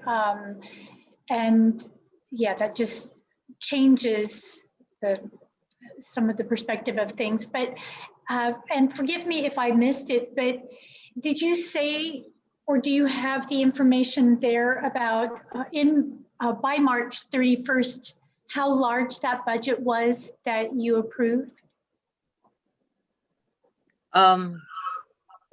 We're working on the assumption that 2.8 million would come in. Of that, we approved 900 for the mayors and 500 for stimulus. Okay. Okay. And was it just those two items? I think you said that there are other projects and programs that are ongoing. There are other Were they part of that? projects that are in. I'm sorry. There are other projects that are in the works, but have not been approved. No, and that's because there's still more research being done, and then the regulations have to be done. Okay. So what you turned in on March 31st was those two items, knowing that there were other projects in the works. Is that what you're saying? Just so I understand what you're saying. Other projects require a lot more lead time. That's all I can say. Yeah. But so yes. I don't have any problem with that. I'm just trying to figure out what was submitted. So it was those two items for sure that were submitted, and then there are other projects that you're researching and other things. But yeah, I just wanted that overview of the work that you guys had done in March. We anticipate, some things coming up. So really, we're keeping some money in the bank, because the things that are coming up will require a lot of money. And, easily the container thing will be at least minimum 2 million the first year. So it's not that we don't try to spend it all just because 2.8 is coming in every year. So we have this money set aside. This is a priority. This is what we're going to do. The stimulus is just, that'll go right away because there's no market. So the vendors that have come in for that, they'll spend that offhand right away. Okay. Just Masi for the information. It provides a little bit of context for me. It helps me understand the processes a little bit. And then if there is still an amendment coming in, I have a question or two for that. All right. Thank you, Senator Kelly. Senator Lee, I see in my on the Zoom that you have an amendment. You're going to withdraw your amendment and replace it with this amendment, ma'am, which brings clarity to exactly what everybody's been talking about, Ms. Ann Roth and Angel Sablon, and concern of many of the other Senate colleagues. Ma'am, Senator Lee, if you can, please, so we can. Yes, on the withdrawal. If you'd like you're withdrawing the amendment, okay, and replacing with another amendment, right? With the one, replacing it with the one that's been uploaded both on our Google Docs sheet and then here in the Zoom chat. All right, there's a motion to withdraw Are there any objection? And there's an amendment ready online to bring clarity. Are there any objection? There's none. We'll just still go to the vote. Joe, would you please call the vote so we can make sure it's on the record, please? Thank you, Mr. Chair. On the withdrawal of the amendment by Senator Lee, Chairman San Agustin. Aye. Chairman San Agustin, aye. Vice Chair Rigel. Aye. Vice Chair Rigel, aye. Vice Chair Shelton. Again. Vice Chair Shelton, aye. Speaker Munya Barnes. Again. Speaker Munya Barnes, aye. Excuse me. Senator Lee. Again. Senator Lee, aye. Senator Therese Talahi. Again. Senator Therese Talahi, aye. Senator Peter Talahi. Again, por favor. Senator Peter Talahi, aye. Senator Marsh Tartino. Again. Senator Marsh Tartino, aye. Senator Castro. Again. Senator Castro, aye. Senator Moylan. Aye. Senator Moylan, aye. Senator Munya. Again. Senator Munya, aye. Vice Speaker Nelson. Again.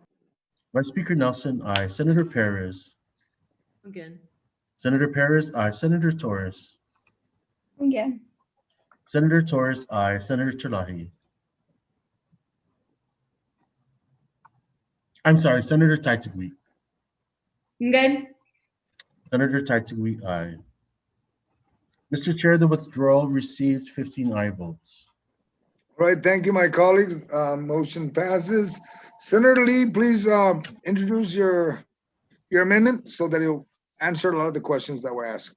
Thank you very much, Mr. Chair, and thank you, colleagues. I'd also like to thank our board member, Ann Roth from Guam Environmental for bringing these concerns to light. And we've addressed, I hope, many of her concerns. So our amendment, and I'm just reading the underlined section, the sum of up to $1,300,000 is allocated from the appropriation in this sub-item to Mayor's Council of Guam for the purpose of the disposal and removal of, and then it strikes out debris and other materials causing public nuisance and replaces with materials or waste to be recycled according to the following priority.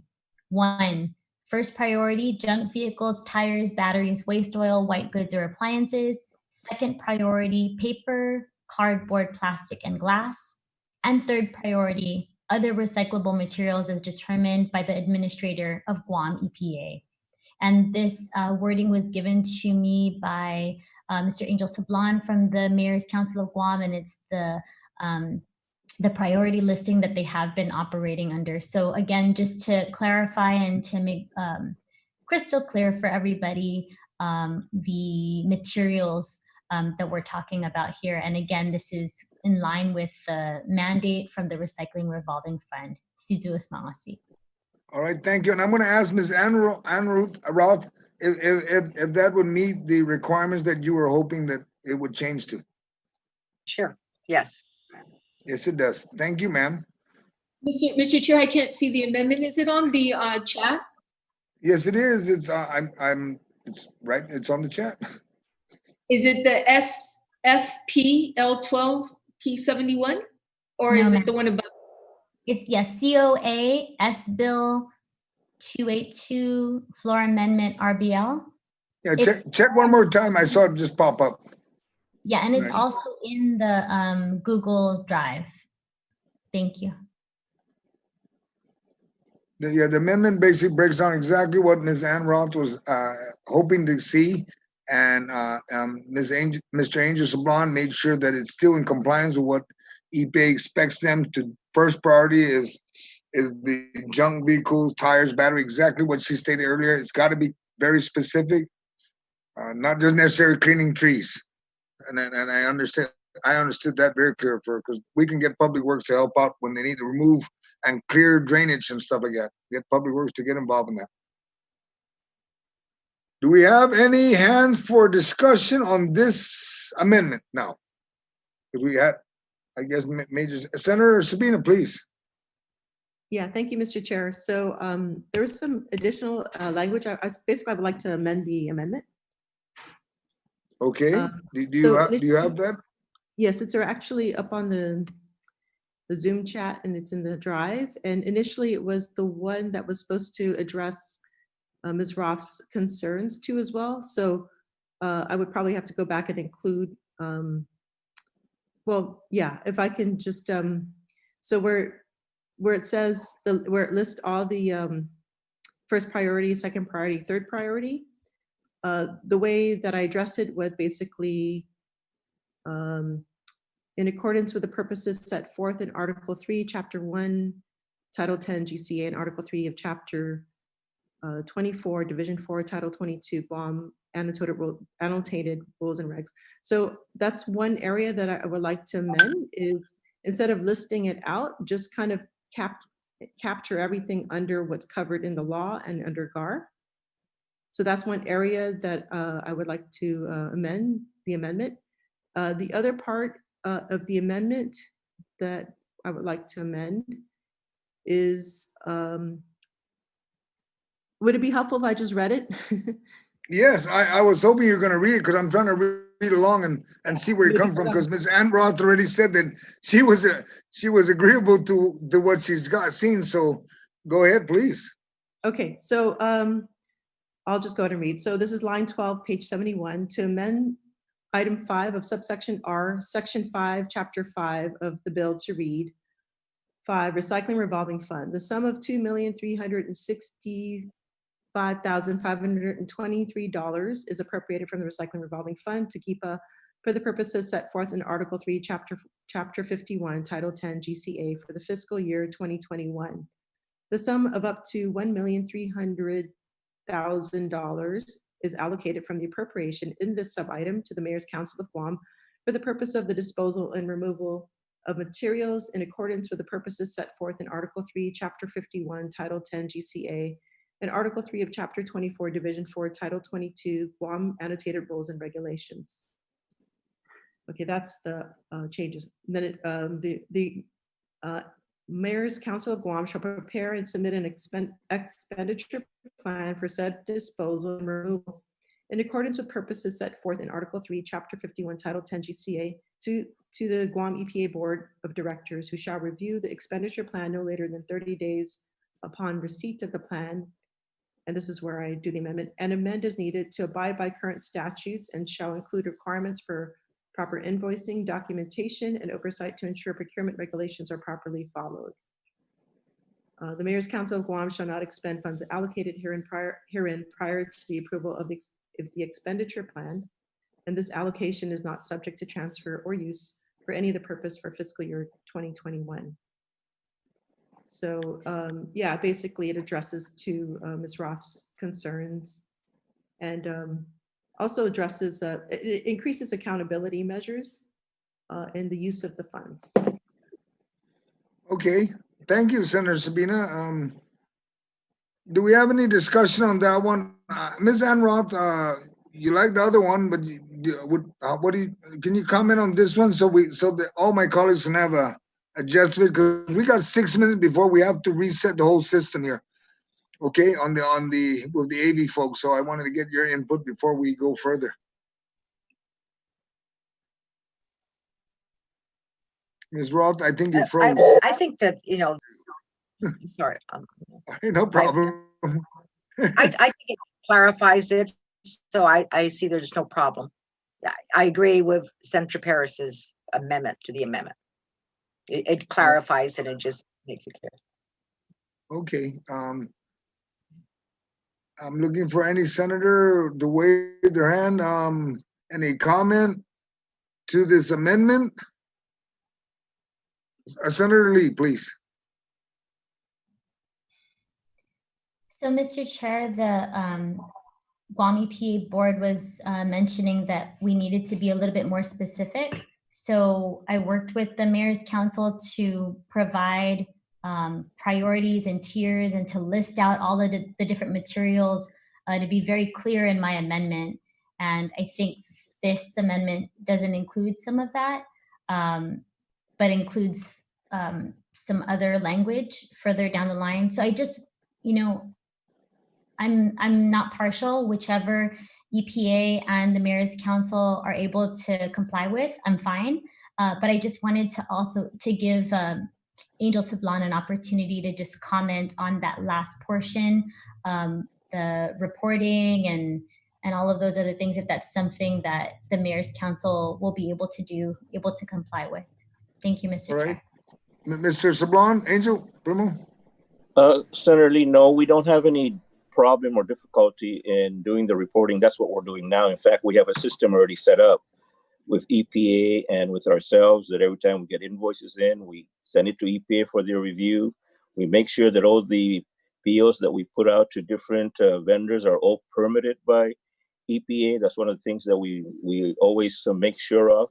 So no, we don't have difficulties in being transparent and accounting with EPA because exactly what we're doing right now. Thank you so much, Angel. I really appreciate it. Thank you. Thank you, Mr. Chair. All right, thank you. So Angel, based on this amendment, this is consistent with what you're doing anyway, right? So that's correct. All right, okay. So instead of us breaking it down by priorities, you would have to follow the priority anyway from EPA, which would make Right. sure that you they have to approve our spending plan anyway, so the priority will be there. All right. Okay. So anyone else would like to speak to this amendment? I don't see any hands. We'll move to vote. Joe, would you call the roll call, please? We shouldn't have any problem with this one, please. Thank you, Mr. Chair. On the amendment to the amendment, I'm sorry, Chairman Agustin. Aye. Chairman Agustin, aye. Vice Chair Rigel. Aye. Vice Chair Rigel, aye. Vice Chair Shelton. Again. Vice Chair Shelton, aye. Speaker Munoz-Barnes. Again. Speaker Munoz-Barnes, aye. Senator Lee. Again. Senator Lee, aye. Senator Teresa Talahi. Again. Senator Teresa Talahi, aye. Senator Peter Talahi. Again. Senator Peter Talahi, aye. Senator Marsh Taitunu. Again. Senator Marsh Taitunu, aye. Senator Castro. Again. Senator Castro, aye. Senator Jim Moylan. Aye. Senator Moylan, aye. Senator Munya. Again. Senator Munya, aye. Vice Speaker Nelson. Again. Vice Speaker Nelson, aye. Senator Perez. Again. Senator Perez, aye. Senator Torres.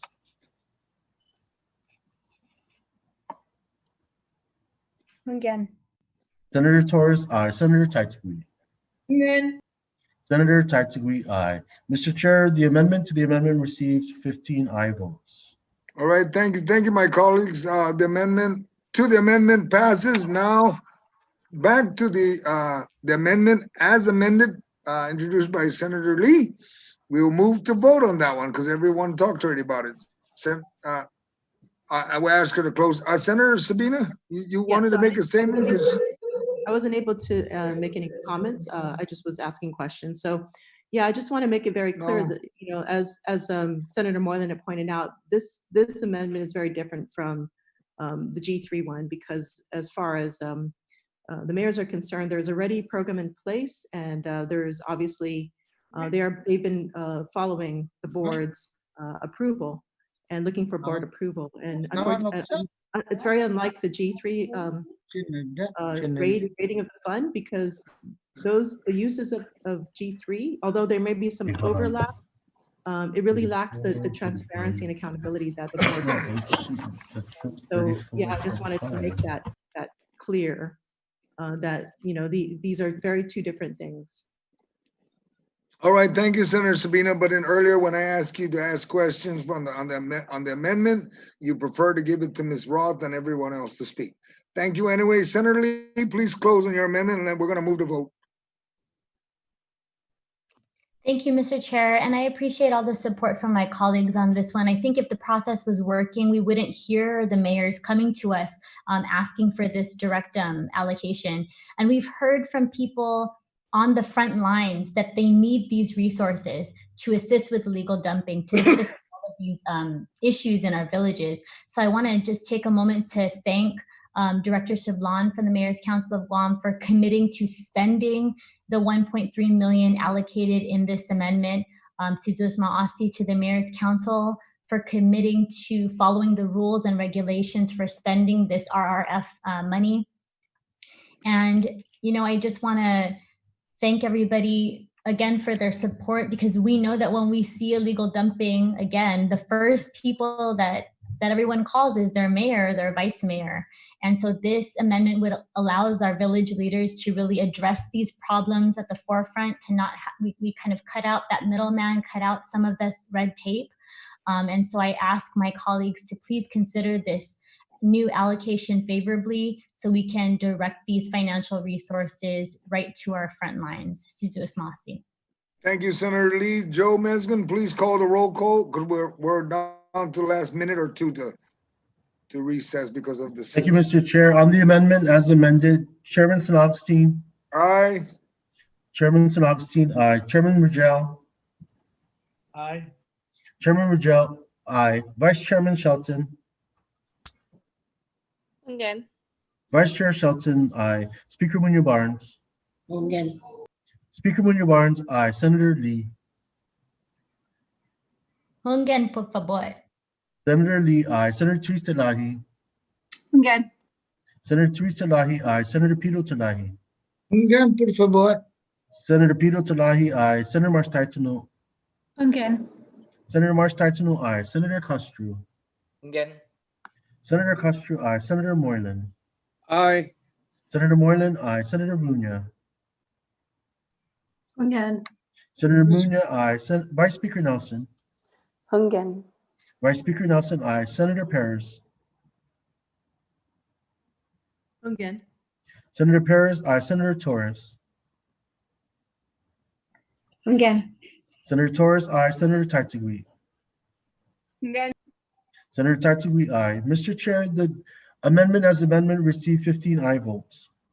Thank you, my colleagues. The amendment as amended is passed and it'll be engrossed in the bill. Thank you, Ms. Anroth, for your time and your patience. And thank you, Angel Sabran. And Thank you, Jill. Thank you, Ms. Rock. y'all take care. We would have to recess now until 7 o'clock and we'll come back and continue the budget. The system is ready has to reset. All right, so my colleagues will see you, and to the people of Guam, we'll see you at 7 o'clock. Thank you.